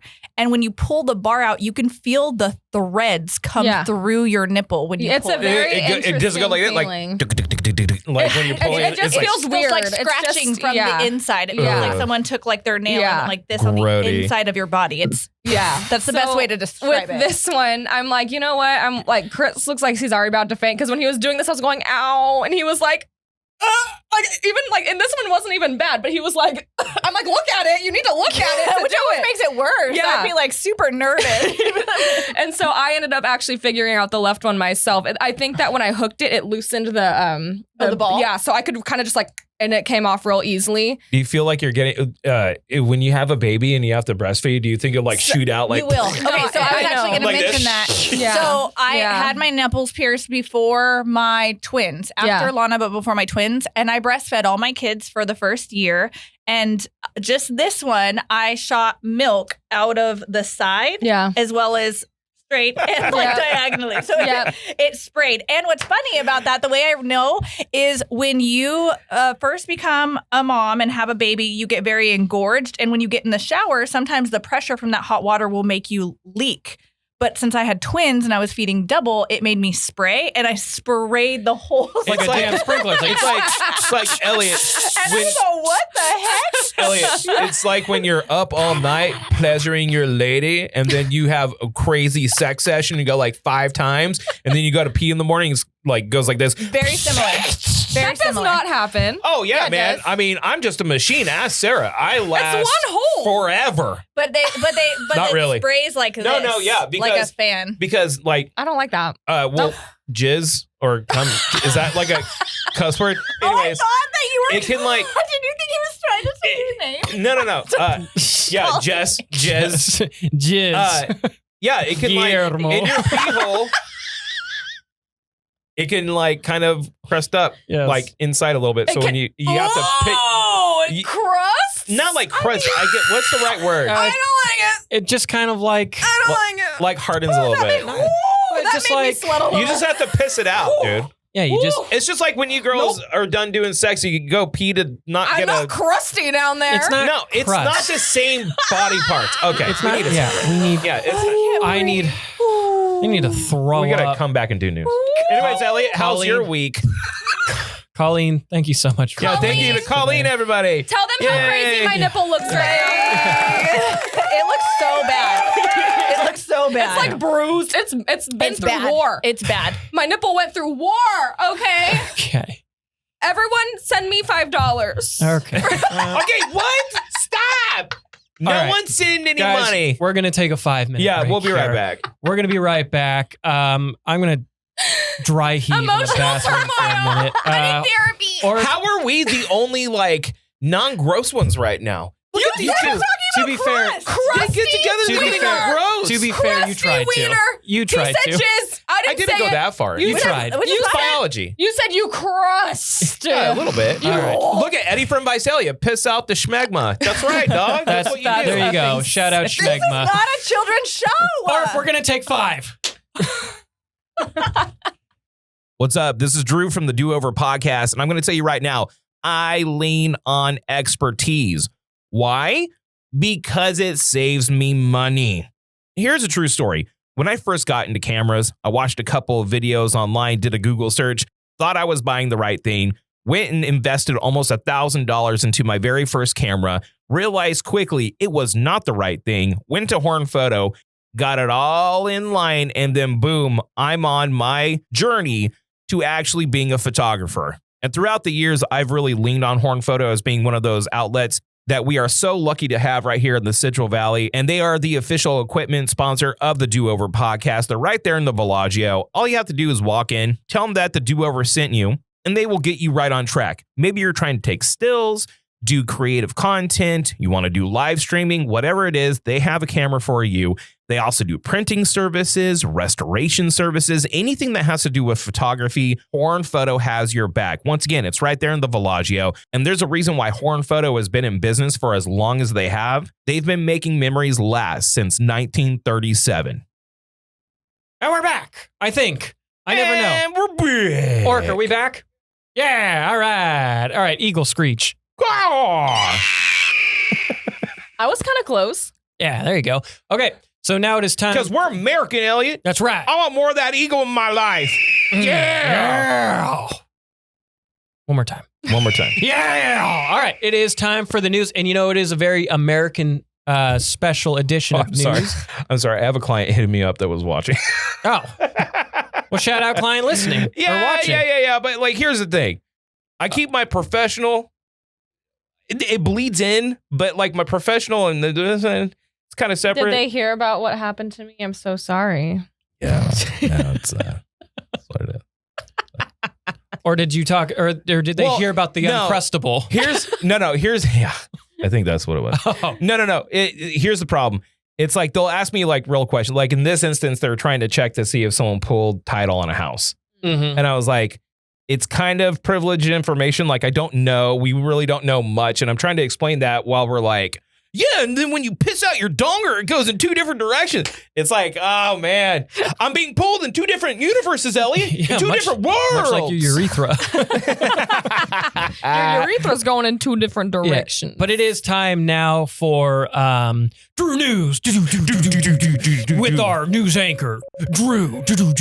Good afternoon. It's time for some news, and I'm bringing a lot of stuff to the board. Well, actually, just 3 stories, but I feel like it is worth noting that, and we will start with this, President Trump announced yesterday, big old deal with the UK. Now, the funny thing is about all this, and we've been facing a lot of uncertain economic security as of late. Yep. There are a lot of people that are like, let him cook. And there's a lot of people like, I don't have a retirement account anymore. Nah. So there is truth. Social. Yeah, true social. No, there is truth in the idea that years ago, we have off-boarded our labor force in favor of cheaper labor in China. Because the real culprit here is the trade agreements with China is probably the most important. Correct. And the reason why is because we have offshored all of our labor to cheap Chinese manufacturing. Mm-hmm. The difference is that when you offshore your cheap labor to China, and this is just a very basic explanation, yeah, sure. It makes the people offboarding that labor infinitely richer. Right. That money does not come down to us. That money is going into China's pockets. And what the Chinese government did was expand, manipulate their dollar, and give a better quality of life to their people. And when you do that, and there is a status quo here, then there's going to be a point of like a no return. So the propaganda behind it, just don't look at that. The end problem is real. This is a real problem. Sure. Maybe the methodology was not done in a tactful way, especially when you're talking about allies and stuff like this. They get in front of a news correspondents. They do a press conference. Right. They announce this deal. I don't have all the details on said deal yet, but a deal has been made. A deal. There's 180 plus countries. One was announced, and I would figure that if there was more deals that were made, like they'd be really touting, especially with the pressure that the administration is getting right now. And also with just kind of the style the administration likes to tote as they like. And this isn't any way or the other. Like any party would like to brag about deals getting done. This administration is a little more braggadocious. So I would imagine if they had more deals that we would know about, we would know about them way in advance. Yeah, right. Like right when it happened to be like, no, we're working on it. Yeah. Here's the deal. Okay. I am of 2 minds about this because, as you know, and I'm going to qualify this just like last week, I'm not a fan of any politician. If there's a good end result, you should definitely get credit for that. I think he was done it in a kind of the wrong way, but I'm not an economist and I'm not the president. How he went about it, in my opinion, not the right way to keep America stable. Right. That's my opinion. However, if the end result of all this actually turns out to a net positive, he does deserve credit for it. Mm-hmm. And that is coming from a person that does not like the rhetoric, the propaganda, the bullshit that this administration is doing on the back end of stuff. I'm not a fan. I'm also wasn't a fan of a lot of way that the economy was handled when President Biden was in office. However, if it does, now this will take time to see if it really does bring us a net positive. But, at least there's progress somewhere because we've gone weeks with nothing. Over 100 days from what it feels like. But the real cog in this wheel is China. What I would argue is what would have been smarter instead of alienating our allies is you get with your allies and say, we put this pressure on China together. That's what I would figure. Yeah. Like what makes, and this is my quick thing, what makes America strong is that we are like the center point for so many allied countries. Right. Like we are the melting pot for all these countries like Europe and NATO and all these other countries in the UN to come to, because we are, in a sense, the big dog of trade. So I feel like, and this is where I get a little biffed up on things, sometimes it feels like we're isolating ourselves away from our allies, and that only weakens us. And it also feels like we're leaning towards a path to where we can't get those relationships back. Now, maybe I'm wrong. I'm hoping I'm wrong. Right. But I've always been under the impression my whole life, the United States is stronger when its allies are stronger with us, and we're supporting things that are against our united thoughts, right? I would say that the biggest problem with overt American exceptionalism is isolating ourselves from our allies. Yes, I wouldn't want to live anywhere else besides America. I love America. I don't think I would meld well in different countries. I love America. I think America is the best at some things, but we can do better in other things. But just saying we're the best without quantifiable reasons as to why we're the best can give you kind of an unclear version of what the actual global market demands these days, because it's not just a local economy. It has been a global market for decades now. So you have to work with allies. Yeah. So hopefully that turns into something good. Time will tell on that, but that happened yesterday. Bernie Sanders in hot water. What? Bernie's never. I mean, Bernie. I love Bernie. No, and this is another thing that I'm going to point out. The reason why the leftists lost the last election. And it's a very clear-cut thing. And again, let me qualify. I hate having to do this. I don't subscribe to a side. Okay, I'm under independent. Yeah, I'm an independent. Okay, I will call things out when they're good, and I will call things out when they're bad. As you should. So the reason why left-leaning people and their representatives lose is because they eat their own. Oh yeah. AOC, Bernie Sanders doing this crazy run of rallies. Oh yeah. And they're going even Buttigieg. Yeah. I mean, they've all been all over the place. All over the place. And they're getting record numbers of people showing up to these rallies. 30,000 plus people at a time. And in which is the wild. Midwest too, of all places. So what's happening is that they're in some of these appearances, they have to be in 3 different states on the same day. Bernie Sanders is an old guy. They are chartering private jets in order to do this. The conservative media and the left, super left people on Twitter are calling him out because you're supposed to be taking down the oligarchy, but you're taking private jets, this and this. So Bernie Sanders goes on Fox News and he says, I'm not going to apologize about it.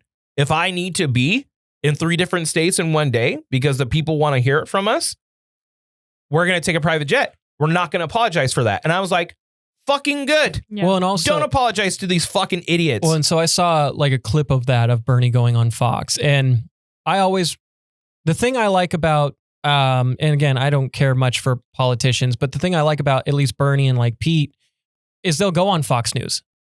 And when you could just stay at MSNBC or CNN or CBS and you could just stay on your leaning side. I think both Republicans and Democrats should go on different networks so other people understand different sides of stories. I think that's important. The one thing about Bernie Sanders that I have always respected is that he has stayed on his message his whole career. He's not a flip-flopper. He'll, even though I don't agree with a lot of socialist practices, I do feel like some parts of our country should be socialist in nature, like Medicare and, healthcare and things like that. That should be just included in our taxes. I would almost dare say energy. But he's always stayed on message. He is about what he's about. So I've always respected that. But I also further respect him for being like, I'm not going to apologize for taking a fucking plane. Shut up. And this is why the left-leaning and extreme leftists lose, is because they eat their own. Oh, yeah. Instead of being like, Bernie would have been a great candidate 8 years ago. Instead of being like, Bernie and AOC and all these people that we ideologically support, and they're going in front of these huge crowds. Let me complain and call them out on Twitter for clicks about the plane that they're using. It's ridiculous. Well, I'm sorry. Did you also see he called out both parties for just being incredibly corrupt? Yeah, dude. Yeah. So, I mean, that's what I feel like people resonate with. Just be real. Bernie is a real motherfucker. He is. You don't need to agree with him, but he's a real motherfucker. He keeps it how it is. Yeah. So it has been, the numbers are out. Everyone knows. The freeloading streaming service practices are over. It is an overwhelming success. Revenues are up when people crack down on password sharing. Now, they have certain things that have been implemented in order to verify that you are indeed at least a family member or like a loved one of the account holder. They'll give you a certain amount of simultaneous streaming options. But the freeloading services of you having your ex-boyfriend or ex-girlfriend from 9 years ago's account and you're still just using it is over. And hot take, and I've said this on the radio before, all the people saying, well, I'm not going to use Netflix anymore. Okay, they don't fucking care. You're not paying for it anyway. You're not paying for it now. Yeah. And second of all, you're freeloading off of someone else's account. So that's money that you're not getting, first of all. Second of all, you are technically stealing, okay? And the grandstanding bullshit from people on Twitter being like, well, fuck Netflix for this. Fuck Netflix because they want you to pay for their product. So I think shut the fuck up. So I think why people call it Netflix specifically is because a few years back, they posted a like tweet or something and they said, a love language is sharing your password on Netflix. So they were the first ones to be like, we're not sharing anymore. You know what we said? Take that back. Take that all the way back. And I get it. Companies got to make their money. For me, and also like, I get all of it. You are right in the sense that they should be cracking down on this, but also like. To an extent, look. We may or may not be sharing a Crunchyroll account. I don't know. We may or may not be sharing a Paramount Plus account. Who knows? But my point is that there was stories of people having one account and like 40 people using it. Right. You know what I mean? And that's crazy. If you want people to keep on making this shit, they are a business. They have to be profitable. If you're not supporting the business, but they're giving you stuff that you want, well, then you're not about your shit. You just want something for free. And unfortunately, we don't live in a world where everything is for free. So those are my news stories. Right on, man. All right. I want to go into probably the biggest story of the week, and that is we've got a new pope. The Popester is here. Orc, if you don't mind, if you could put up, yeah. God, that was so funny. So first I want to say there is a new pope. He's going under Pope Leo the 14th. I had my Roman numerals messed up. I thought it was 20th yesterday, but I actually looked it up. It is the 14th. And first American pope ever, Pope Bobby. And also he's from Chicago. And he's a White Sox fan. So like Chicagoans everywhere are celebrating this monumental achievement. Yeah, it's like a huge win. Right. Oh shit, Bobby from down the street. Classic Bob. And like people are already making jokes like the body of Christ is just going to be a deep dish pizza now. And they're doing pizza bites and shit. Yeah, exactly. Like upside down pizza. Right. And depending on who you ask, my family was actually stoked that it was an American pope. I'm stoked it's an American pope. I think it's cool. Some people not so stoked because he's much like Pope Francis. Yeah. If I understand correctly, he's very open. He's kind of a centrist. So let me go over some of the positives and negatives on the fucking internet. So first of all, proof that I'm clairvoyant, because I was thinking to myself before they announced him, when the thing came out, I was like, that'd be some shit if they picked an American. I don't think there's ever been an American pope. I'm thinking to myself, literally 30 minutes later, American pope. Mm-hmm. Proof. Well, funny enough. Proof. And like, swear to God that happened. Yeah, and you could like bet on who the pope was going to be. We would have won so much money, dude. Yeah, and because there's no way in hell. The Spaniard, I believe, was the favorite. And then there was another one. There were 3 in contention. Actually, the Italian was the favorite because they haven't had a proper Italian pope in a long time. Right. Mm-hmm. So first and foremost, proof that I'm clairvoyant. Thank you very much. Boom. Now, the fact that he's like, hey, everyone should love each other, and I don't agree with borders, and, what's wrong with it? Like things that Jesus would say. Yep. You have hardcore righties like, this guy's another fucking woke Marxist puppet. Fuck this guy. And I'm like, dude. I will say one political thing. Say it. Thank you, Jess. There was Speak your truth, girl. A video of someone talking to a hardcore Republican, like an interview, and was like, so what would you do, if Jesus wanted to come over here. You know, he wasn't born in America. He was a brown man. Yeah, that man not white, you know. Yeah. And they were like, well, you know, if he did all the paperwork, he could come here anytime.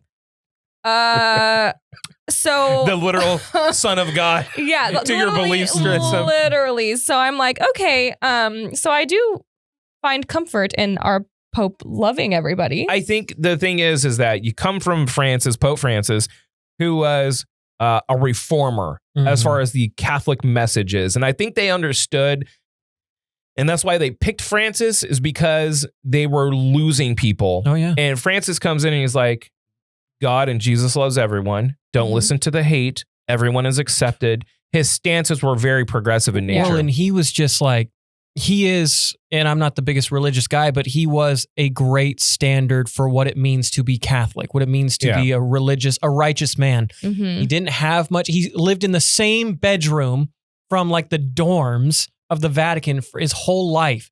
And then you see guys running mega churches for $50 million. No, he was about his shit. And he was also cool. Like he went to Japan and got the anime Pope, shawl. No, he was in on like he pop culture. Yeah. He was very friendly with. Now, from what I understand, this guy is more of a centrist. He's not as progressive as Pope Francis, but he does say the things that, shocker, Christ Jesus himself would say. And when you have the political party that touts God, country, and freedom, getting mad at the Pope for being like, love everybody, it shows you that maybe the path that you're going down is not what you are about. What you want to do is hate people for being different.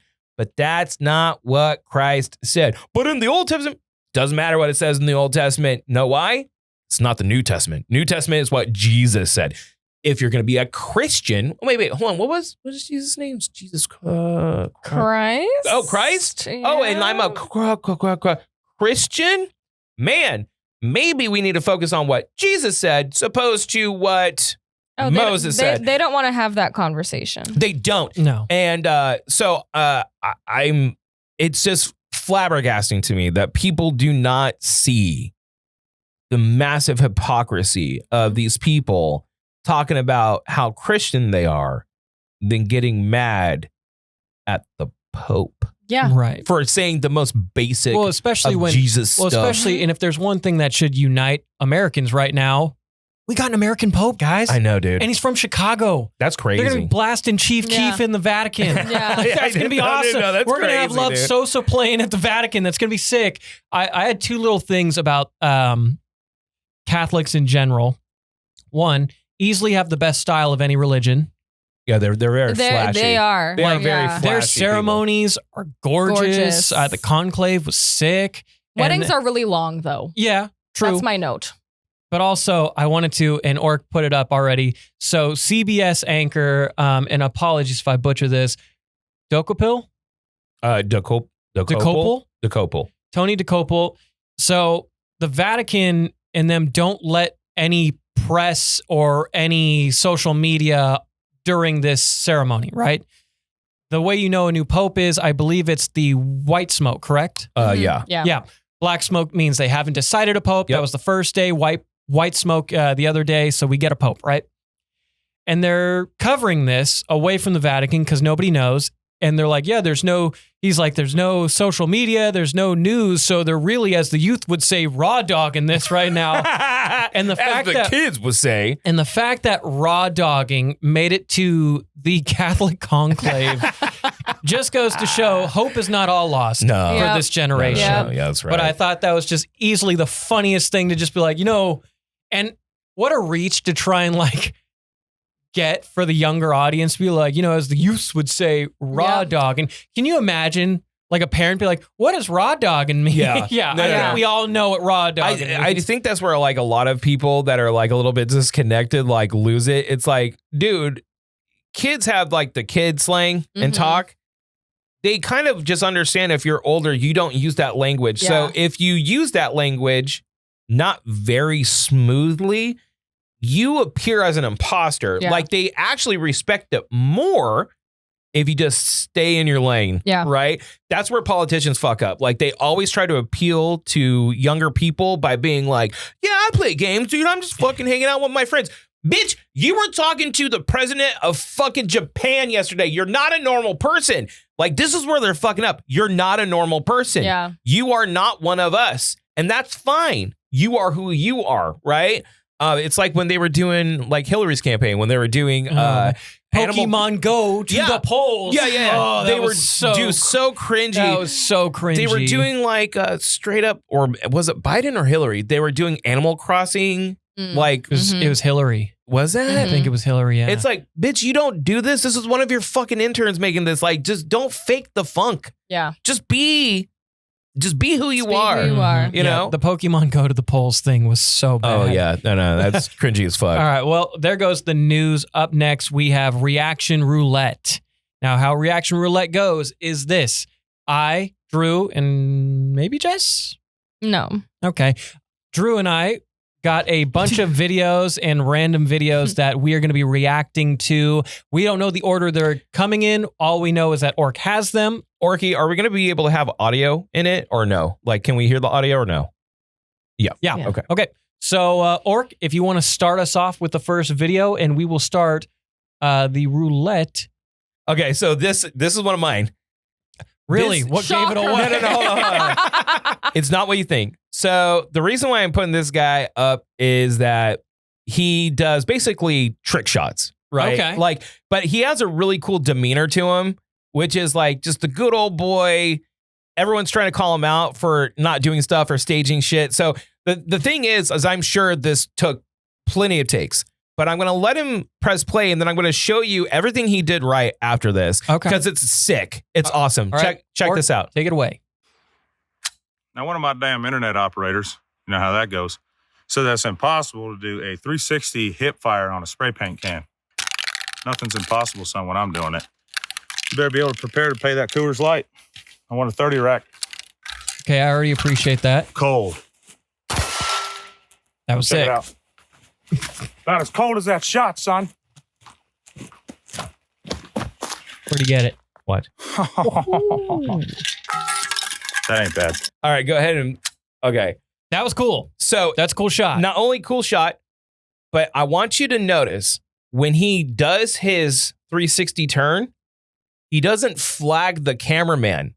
He has his finger off the trigger. The gun is pointed to the ground, turns around, drops cold, puts it up, takes the shot, not only hits the can, but hits the steel behind it. Yeah. That is fucking peak trick shot shit, dude. Well, no, it's good to see Post Malone learning some self-defense. Honestly, I know. This guy, I like this guy a lot because you never, some 2A stuff, you know, because I like guns. Everyone knows I like guns. Everybody knows. Some 2A shit gets way too like political and fear-mongerish. Yeah.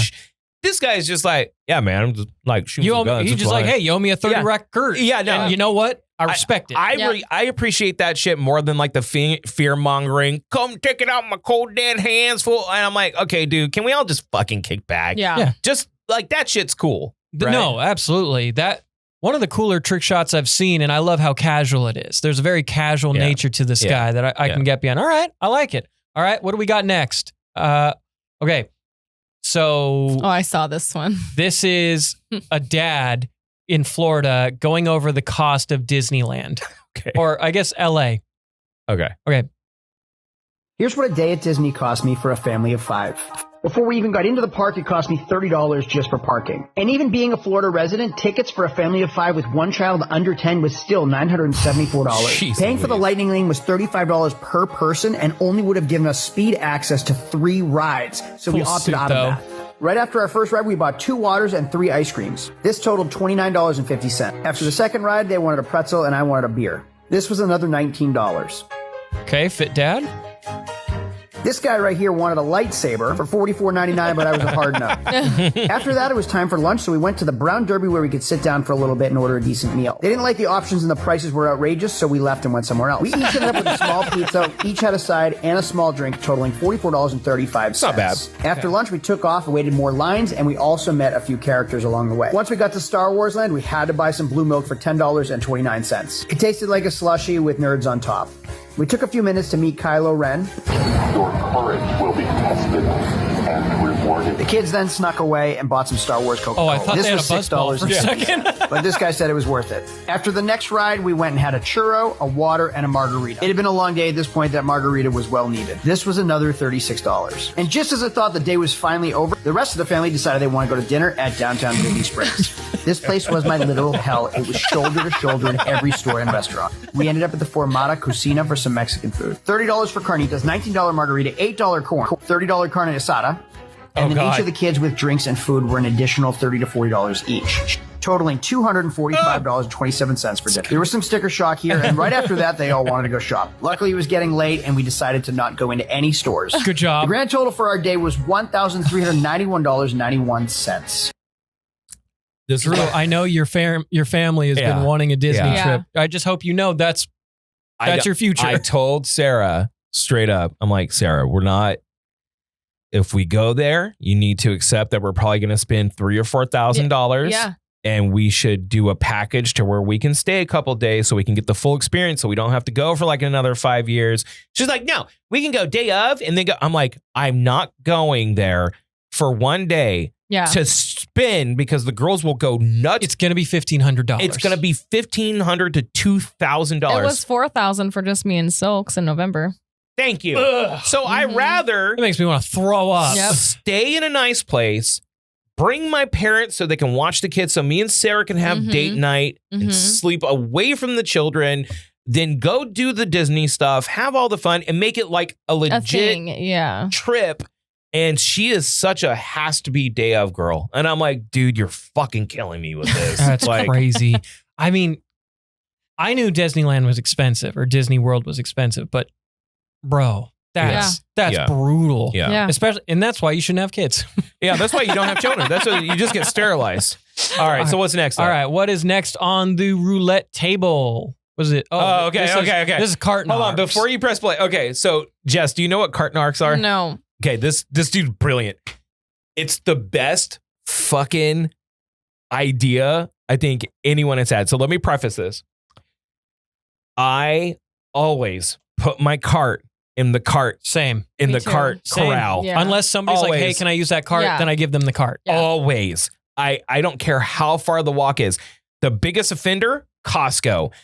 The people never put the shit back and they got all the excuses. But here's the thing. It's the worst because Costco's always packed usually. Yeah. And then you're going in and like, oh, I got a spot. You finally get a spot. There's a fucking cart right there. It's the worst. It is the worst, dude. So I will even, and I'm not even saying this just to like grandstand, I will collect carts and push them in. I'll get like 4 or 5 of them. If they're in a row, I'll just stack them and roll them in. It's not that hard, right? The carton arcs. The carton arc is, there's a few people, but the main one is Agent Sebastian. Okay. And he's fighting for all of us. And he comes off super nice, and they have a protocol, okay? If he'll point out that you didn't put your card away, if they get out and they're nice, and they're like, oh, sorry, you got me, he'll be like, oh, I'll do it for you, super nice. If they fight with them, he's like, oh, we got a lazy bones, and he'll put a magnet on their car that says lazy bones on board, and we'll sit there and fight with these, but he does it in a very polite, kind way that makes them even more mad. Yeah. Okay? Go ahead and press play. That's not where the carts go. One last, give me the wave off. Nope. Hood magnet of shame. Don't put nothing on my cart. That's a double negative, sir. I'm gonna put it on top, okay? Do nothing on top It's a shuriken so he can throw it. Please don't put anything, No, you're acting rude. You put stuff in my cart. You're acting rude by leaving your card out. No. What do you know? It's fine. We're What not is that? leaving alone.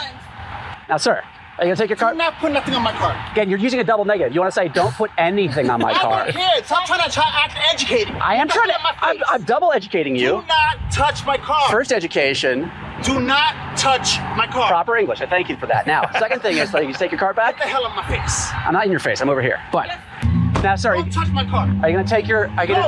Where's she going? Why are you having her leave you? You are a leader in your name. I'm reading the back of your shirt. If you want to be a leader, lead by example and put your cart back where it belongs. That's not where the carts go. He also does like little cartoons about how we're a super sexy agency. Like it's all a joke. Yeah. First responders, firemen, police, they all love Cartnark. Yeah. All of them love Cartnark. Like you see cops come up and they're like, oh yeah, Sebastian? They're like, oh shit, can we take a picture? Because you can only get arrested if you're 911 did a cover of this guy. Oh, he ended up murdered in that thing. Yeah, but I mean, like they did like the 911 episode. Sebastian's alive. Oh, right? Okay. Not in real. I was like, okay. Yeah, but dude, it is a radio show bit. The Woody Show, I believe. Mm-hmm. But I love Cartnark, dude. I love people suck with carts, man. But see, that's the thing. Like, it's a perfect crime to call out these people for being assholes. Yeah. Like, if you go and watch a bunch of Cartnark episodes, the entitlement that just seeps through all of these people, like, no, they pay people to do that. And he's like, yeah, but you're blocking a fucking handicapped parking space right now. Oh, whatever, they'll take it. Like, it's so shitty of people. Well, and how hard is it to literally take 10 steps? It's not hard, dude. It's not hard. Yeah. And you know what? Most people need extra steps anyway. Yeah. That's what I'm saying. All right, on to the next one. Oh, okay. So let's see, maybe press buy. So this is the drink exchange, and this was in my notes because I saw this, and this needs to be a thing everywhere. So the drink exchange is a stock bar. And what a stock bar is let's say it's like a stock exchange, right? So you have different prices of prices going up and down. Oh, that's like a stock exchange. That's interesting. So let's say the most popular beer is Coors Light that night. Right. Well, Coors Light's stock is going up, so the price is going up. Wow. So like if you wanted to buy maybe like an Angry Orchard, which probably hasn't been bought a lot, so it's low. So it's a great way for businesses to incentivize selling old beer and beer that's not popular. That's fucking brilliant. When you said this, I was like, what the fuck are you talking about? That's brilliant. Okay, so look, Tito's vodka, it's down to $3. Wow. So you could get like a mixed drink of Tito's vodka. Captain Morgan, $9. Buffalo wings down $3.50. So you could get buffalo wings for $3.50. And the price changes depending on how popular the item is. That's so fucking cool. I'm so jealous I didn't think of this. Yeah. I did myself, dude. We need one in Fresno. We do need one in Fresno. And that's a brilliant idea. Yeah. We could call it Drew and Elliott Stonks. Stonks. Or and then we could have our noses like this, like it stings, but we spelt it wrong. Dude, that's such a good idea. I like it too. Genius. It is genius. And it's a fun premise. Yeah. Because then you could be like, all right, last hour, it's like stocks closing, or crash market. Right. And then boom, everybody can flood something. No, that's a brilliant idea. Genius. See, it's like people doing stuff like that, man. And you're just like, wow. No, seriously, it's I cannot. First of all, this may be copyrighted for the Inside Edition, so we got to be careful about that. We can stop it here. Yeah, well, so the other one is, you know what they are? So the reason why they were previously well known in Australia because they used to roll with Steve Irwin, the crocodile hunter back in the day. Get out. They were the bird sanctuary people. They're all about birds. And everyone knew who they were because they were the twin bird ladies that used to roll with Steve Irwin. Like they were already famous before they got interviewed. What a trip. Oh, God. Oh, yes. Yes. I don't want to talk about steak nuggets, Jess. It's your time to shine, baby doll. I love that Orc just subtly started it with okay, so I don't want to talk about this. So we have the newest groundbreaking or maybe jaw-breaking fast food feature, and that is Arby's dropping steak nuggets. And steak nuggets are exactly what they sound like, chunks of steak, and it comes with, it looks like a barbecue sauce. And of course, you got a lot of people immediately clowning Arby's. Yeah, should we play the one? Can we? I mean, he says the N-word a lot, but he's a black man. He can. Yeah. I don't know. I don't know. If, what's the protocol? Jess, what's the protocol? I have no idea. I say probably I mean, I say funny. fuck it, just play it. I mean, it's not us saying it. Okay. And it's funny. He was funny. Does Orc, do you have the video? I don't In the know meantime, I thought we sent it or shared I think we sent it to you. Sent it to the group chat, but if it's too much work, it's all good. Yeah. No, Jess, I want you to try. Jess, I'm not doing hang it. on, Jess, hang on. You've gone there before. Yeah. You've done it before. You have to make a return. Absolutely not. Jess, do it for us. No. Do it for Jess. You just need to take one bite. Just Are one you bite. effing kidding? That would break my jaw. It wouldn't. I'd lose a tooth. And look how hard it looks. Well, it's supposed to be like steak ends, from like a barbecue joint. That's you know? effing sick. I'm okay. Jess, what if it's really good? What if you try it and you're like, Jess, do you like beef jerky? No. Who doesn't like beef jerky? You know what Do you know who you're talking to? You know what my daughters do? Like, if it's anything that isn't what they've eaten before, they go, ew, it's crap. And I'm like, girls, just take a bite. They're like, I'm really not that picky. It's just like me. They'll go like this. Like, if I'm like, just take a bite. Yeah. Just take a bite if you don't like it. It's fine. They'll go like, right? Yeah. That's what you're doing with the steak nuggets. Why am I eating them? Because you've already done it. You've already done it. You've already popped your arbusies. Yeah. My arbussy? Your arbussy was already has been popped. Listen, I have Arby's all day, every day. Period. Ew. Okay, I don't need to go there. I just understood that. Yeah. I was like, oh, she's eating a lot of Arby's. No, okay. I don't need to go to Arby's to have Arby's. Boo boo. You need to try the steak nugs. We'll all try it. I don't need to go to Arby's to have Arby's. You know what I'm saying? How about this? If I try them, will you try them? No. If we all try them, will you try them? No. Just take one bite. You want to take a single bite of the steak nugget? Here's what we should do. We should buy them for the next week's pod. We should. And then do a mukbang. Dude, and then we could call it a yuck bang because it's Arby's. The name is a fail though, because it's like steak. Just call them steak bites, dude. Like, why would you call them steak? Steak nuggets sounds Nuggets gross. is chicken only. Yeah. It's chicken only. Yeah. They just sick. They look brutal. Do we have anything else on? I think that's it. Oh no, we got the one more. We got the skateboard. Oh, okay. So this is going to be an open prompt for everyone. Go ahead and press play. Just play it right. And it's a big part of the helmet. Well, like, protect your brain, bro. Your brain is you. Your brain is you. Like, everything else looks like he's is like an extension of you. No matter what people said, they would never say it to my face. Even the guys on the tours that would smash my helmets and stuff and piss in them and whatnot, they wouldn't do that in front of me. They would be my friends all day, then do that at night. So I never really got a sense of the hate that people say that they seen me have, But definitely had to go through some hazing, bro, working my way into the industry. So I believe his name is Andy Anderson. He rips. He rips. He's become like a internet kind of dude, and he's known for doing these uncut 20-30 minute skate streams where he's just going down the streets of New York and just consistently hitting tricks. So he's a consistent skater, and people clown on him because he wears a helmet. And it's like, dude, what he's trying to say is like, dude, you need to protect your head. Yeah. And I've never understood why they really haven't cracked the code on like a slim, like a cool looking helmet helmet that you should wear. And I've been watching a lot of Epically Latered, which is recaps of famous skateboarders who do these insane tricks, these insane feats, and they're throwing their bodies at high velocity on the ground. And one wrong fall, you can create severe head trauma. And this guy would roll with the helmet, and then he would get hazed because of it. Get clowned. So my question is, if you wear a helmet while you're skating, even if you're ripping, does it make you less cool? No. I'm going to say as an adult, I would say no.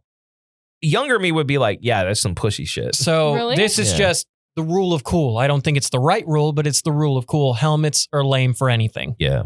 I mean, just think of a motorcycle. Motorcycles absolutely should wear a helmet. But man, when you're ripping a motorcycle with your hair flowing in the open road, that's cool. I don't know. I think motorcycle helmets are hot. You need to protect your brain, man. You gotta protect your head. And he's not wrong. He's like, your brain's you. And he's getting so emotional about it because it was something like his parents probably instilled in him when he started to learn how to skateboard. Like, you break arms, you break legs, you survive. You break your fucking skull, you're done. You're done, dude. Yeah. You break your head, you're fucking done. You're dead. I knew a cat, really good skater. His name was Chip. Okay? Chip sounds like a skater. He took a horrific fall when he was younger, was never the same. Yeah. Fucked his head up.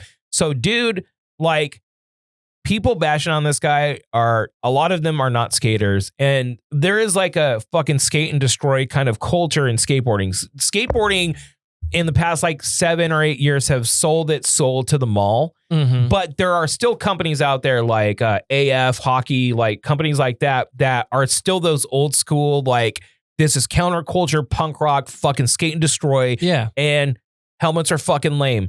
But this cat's somewhere in the middle, whereas he had to be so consistent and so good while wearing a helmet to get respect. It's fucked up. Well, and his helmet didn't look lame. No. Like the helmet he was wearing in the video looks cool. Oh, that's a beanie. Like the helmet that he wears when he does those videos is like looks like a hat. Yeah. You know what I mean? I'd rock that. I think that's pretty cool. I had one more video and somebody asked for it in the chat. And, or can you run it up, please? Yep. Now that I use Monday service. The fuck is wrong with YouTube ads? Okay. Hey, Kool-Aid! Oh, yeah! It's the classic TV commercial for Kool-Aid. Can you just skip to the and video? now it's being copied in a destructive social media. Okay, it's fucked up, but it's also funny, dude. Like, just slam. So the Kool-Aid challenge, apparently this was a thing back in like 2022. Really? And it's now resurfacing as like a full thing again. And the Kool-Aid challenge is this. You run through a damn wall like the Kool-Aid man. Yeah, that's fucked up. I mean, dude, I'd be so angry if I woke up and I had like 3 giant holes in my backyard. Watching it is really funny. That's the problem. Really good. It is super funny, but I beat the shit out of a kid, dude. I would beat the shit out of him. I'd make another hole in my wall because I'd throw them through it. Oh my God, I beat the shit out of him. Yeah, it's stupid, but it looks hella funny. It's stupid, but it looks hella funny, dude. It looks so dumb. It would be even funnier if they're like, oh yeah, like when they I feel like you should. You have to. Well, and also, I want to see like the outtakes of people not like just fucking not making it through the wall. Let's go ahead and take one more quick break. We'll take a quick break and then we'll have about 20-30 minutes wrap up. Not a lot left. We'll go over a voicemail and then I want to pitch a show to Jess. Perfect. And we'll be back in 5. All right, it's here. I hate to be the bearer of bad news, but it's about to get hot in the Central Valley. So how are we going to survive? I got some steps for you. 1, tan. You don't want to look pasty. 2, make sure you wear lighter clothes. And 3, make sure you have comfortable feet. Let them doggies breathe. So that means you have to go to Brown Shoe Fit Co. in downtown Visalia, right in the corner of Main and Locust, and ask for Josh. He's going to sit you down. He's going to give you that customer service that you cannot get ordering things on a phone, and know your budget, know your needs, and get you the exact right thing. Josh knew I had really bad foot pain. He got me some Hokas, and no joke, my foot pain's gone. Brown Shoe Fit Co. is a big-time supporter of the Do-Over podcast, so we support them, and you should as well. Again, downtown Visalia, tell them that the Do-Over sent you. I know we already said back up, but I like just having that. Yeah. I just like knowing, you know what I mean? I just like we know when we're back up. And you know what? Here's a fart.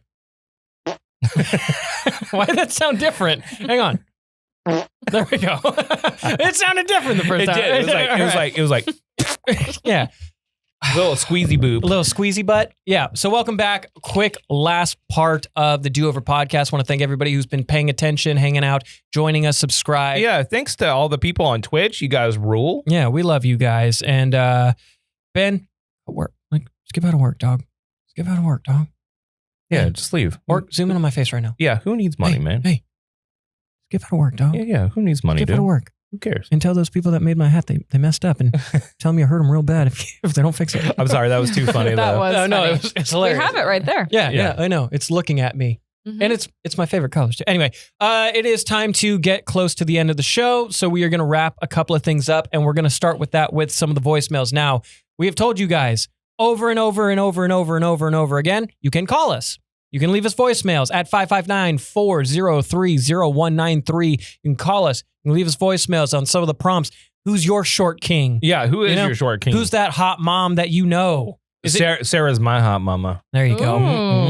There you go. Yummy, yummy. Shout out Stacy's mom. She's probably like, gotta go on. Yeah. She's probably like, bleh. Like I say that. She's like, ugh. Shout out Tom Cruise, short kings. Oh my God, before we get into this, let me just say real quick. Yeah. Sarah was on full period pants mode yesterday. Oh, we're synced. Yeah, you guys are synced. And I was like, hey, it was about me doing the dishes every day now. Yeah. Like, it's now my responsibility. And she's like, we need to stay up. Like, she's totally being condescending, like talking down to me. So I just like start poking her back. I was like, fuck it. All right. This is what we're going to do. Let's do it. Bro, she straight up looks at me and you know when she's like, not into it. Stop. So to your period pants, Sarah, I love you regardless of all that blood gushing out of you, That would be a really funny, Oh like, my God. I'm sure it would go over great. But it would be a funny like birthday or like Christmas gift if you got her like sweatpants that said period.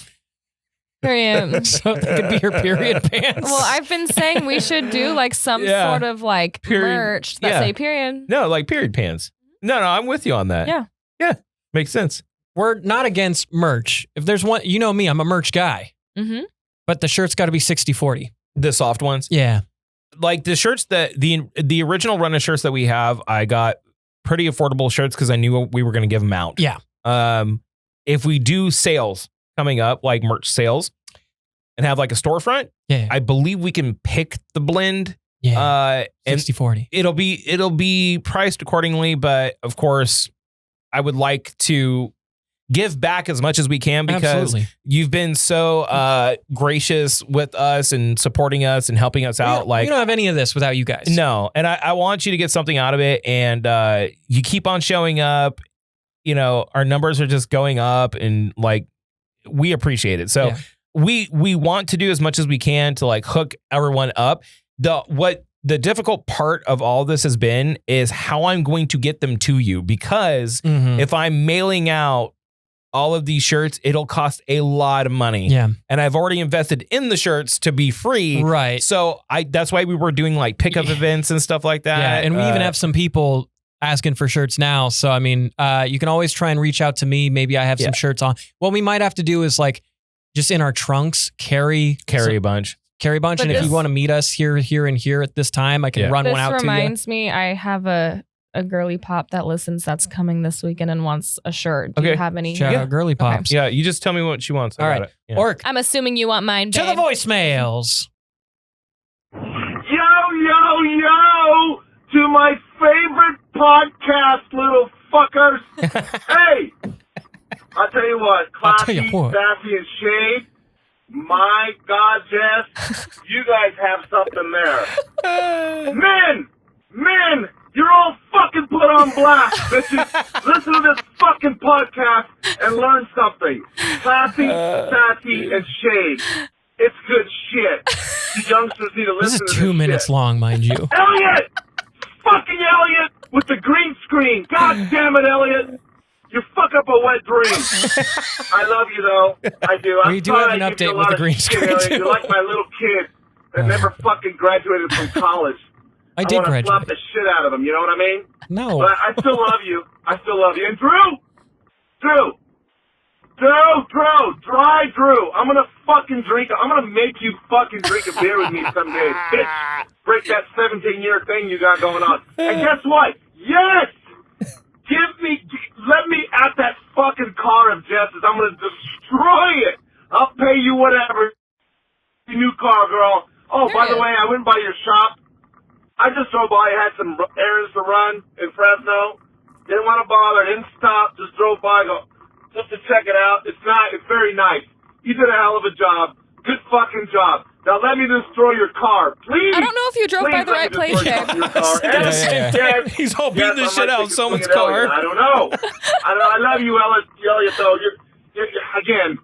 Oh, the fucking green screen thing, bro. And Orky, my boy. You guys don't pay this man enough. You don't. That's fair. You really don't. Yeah, it's fair. I love him. He's behind the scenes. He's a great guy. I love you guys' podcast still. Everything you guys do. I love it. I consume it. I want more. Give me more. Love the shirts, too. All right, kids. I want what he's having. Shout out Eddie, dude. We love Eddie from Visalia. I don't really know where you drove, honey, but my salon is hidden. So if you drove by, it might have been my old salon. Don't go there. Love you. And also, a quick little update from the green screen.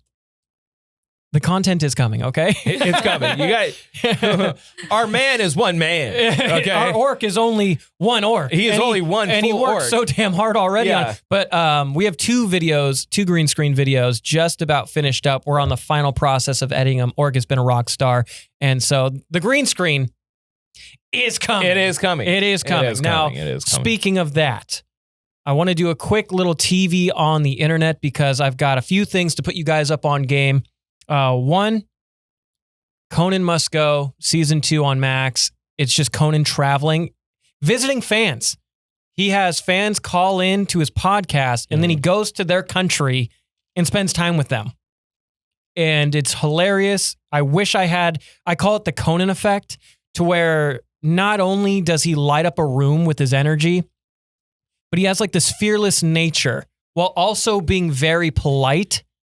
Like he'll rip you, but he does it in a way that everyone knows that he is being friendly and fun. Allow me to wax poetic, because I could do a whole 2 hours on why Conan O'Brien is the greatest late night talk show host in history. He might just be the best host in history. And I don't mince words when I say that. He's better than Leno. He's better than Letterman. He's better than all of them. All the Jimmys. He is way better. Conan is notoriously kind to his people. Oh, yeah. He is just that guy. He is the dude that deserves everything he has and more. He is the guy that is clever, and he does the smartest dumb show you can ever do. Well, and I think what makes him really special than a lot of hosts, I think, kind of bite back on sometimes, is he not only is okay with being the butt of the joke at times, but he thrives in it. Yeah. He knows how to be the butt of the joke while also making everyone a part of the joke. And I find that so impressive. Also his delivery is so good, because I've been watching Conan since I was fucking 12. Yeah. And I would stay up late just to watch his show. And the way that he quips and digs is so like straight, and he knows when to laugh and when not to laugh to get that joke to hit, because if you laugh at your own joke, it takes it away. But it's like the way you know it's time to laugh, but then when it's time to laugh, like he is just so tried and so perfect at what he does that it is a shame that happened with that Leno screwed him. Well, it's not only Leno that fucked him. Who fucked him was NBC. Yeah. NBC should have been like, Jay, you're in the past. And then they should have because true story, Conan's late night program, he was just a writer for SNL. Yep. He had writing credits. He was untested, and they almost canceled him like every year, or every quarter. They were like this close. And one dude really stuck it out for Conan, and then he became a sensation. Oh yeah. They needed to do the same thing with the Tonight Show, because the Tonight Show was a older demographic. Conan comes in with a younger style and just great, like unmatched energy. Yes. Unmatched. And it was culture shock to people that were into Jay Leno. And then there was word that Jay was shopping his program to like Fox and CBS. And because of that, or ABC, and because of that, they got scared and they put him on before Conan. And it totally took the wind out of the sails about what he was doing. And then Jay came back to the Tonight Show, and it was fucking stupid. Well, and then Conan gets his own thing on TBS of all places, and it's a fantastic show. And it's great. And then he does his own podcasting. He gets involved with Max, and now and he probably had the best hosting job of the Oscars in the probably last decade. Yeah, easy. Maybe longer. Easy. So I mean, Conan stock all the way through. Big up on Conan and his hot ones. One of the funniest things. One of the funniest hot ones out there. I'll send it to you. That physician, He did an interview on his podcast with the physician. Yeah. One of the funniest 20-minute clips you've ever heard your whole life. He brings him back in the first episode of season 2. My God, it's so funny, dude. Oh, no. And like he even has like his producer who's like this egghead who just keeps talking about these things. And Conan's like, I hate this guy. I hate this guy. This guy's the worst. Jordan Schlansky? Yeah. Yeah. And you see this fake hate. If you don't know about Jordan Schlansky, you should go. They've been doing bits with each other for years. Oh, I know. My God, they're like some of the best things Conan's ever done. Oh, no. It's fantastic. So I recommend that. And speaking of Max, and this is for Jess. I was going to rant about Survivor 48. It's a horrible season. Yeah. It's a really bad season. Have you been watching? No. This one, I would be like, you're okay to skip. Yeah. But Jess, I have a show that Look at Jess's face. I have a show that I know you will love because it's less than an hour an episode. Okay. It has got star-studded cast with actors from comedy movies that I'm sure you've probably seen. And this is what I know. It's religious. And in like a, hang on, it's religious in like a joking way. Okay. So you'll relate to it. Okay. And it's got, and I'm not kidding, a donger an episode. Oh, I'm in. It's called The Righteous Gemstones. Oh, I've heard of it. I've heard of it. It's so good. It is on HBO Max or Max, whatever it's called now. And it's got Walt Goggins. It's got Danny McBride. He writes it and created it. The girl that plays the sister is a standout, dude. Yeah. She's so funny. It's got Adam. I always get his last. Adam Devine. Is Devine? I don't know. I think it's Adam Devine. Look that up. Yeah, I think it's Adam Devine. I always get him and the Devine, the Maroon 5 guy mixed up, but it's Devine. You're right. And then and it's got the guy from John Goodman. It has Walt Goggins in it, dude. Yeah, Walt Goggins is Baby Billy. Baby Billy. And it is, and Eric Andre makes an appearance for a few episodes. He was in the 3rd season. Dude, have you watched all of them? We're on season 4 now. So do you went back and watched the first?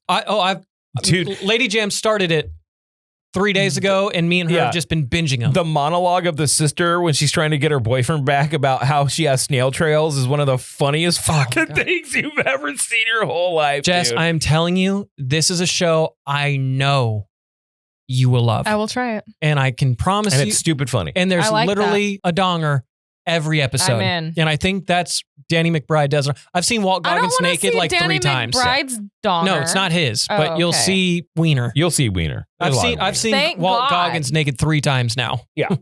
Is he hot? Which one is he? He's Walt Goggins. No, I don't like his face. He's an older cat, but he's a handsome man. He's a handsome man. He's a handsome man. I'm all in on this. Is a Goggins. I'm all in on. I'm in for Goggins summer, bro. I've been in on Goggins since fucking Justified back in the day, bro. Justified was so good. So good. So good. Yeah. There you go. Yep. Whoa! Oh my God, that's great. Yeah, and he even good for him.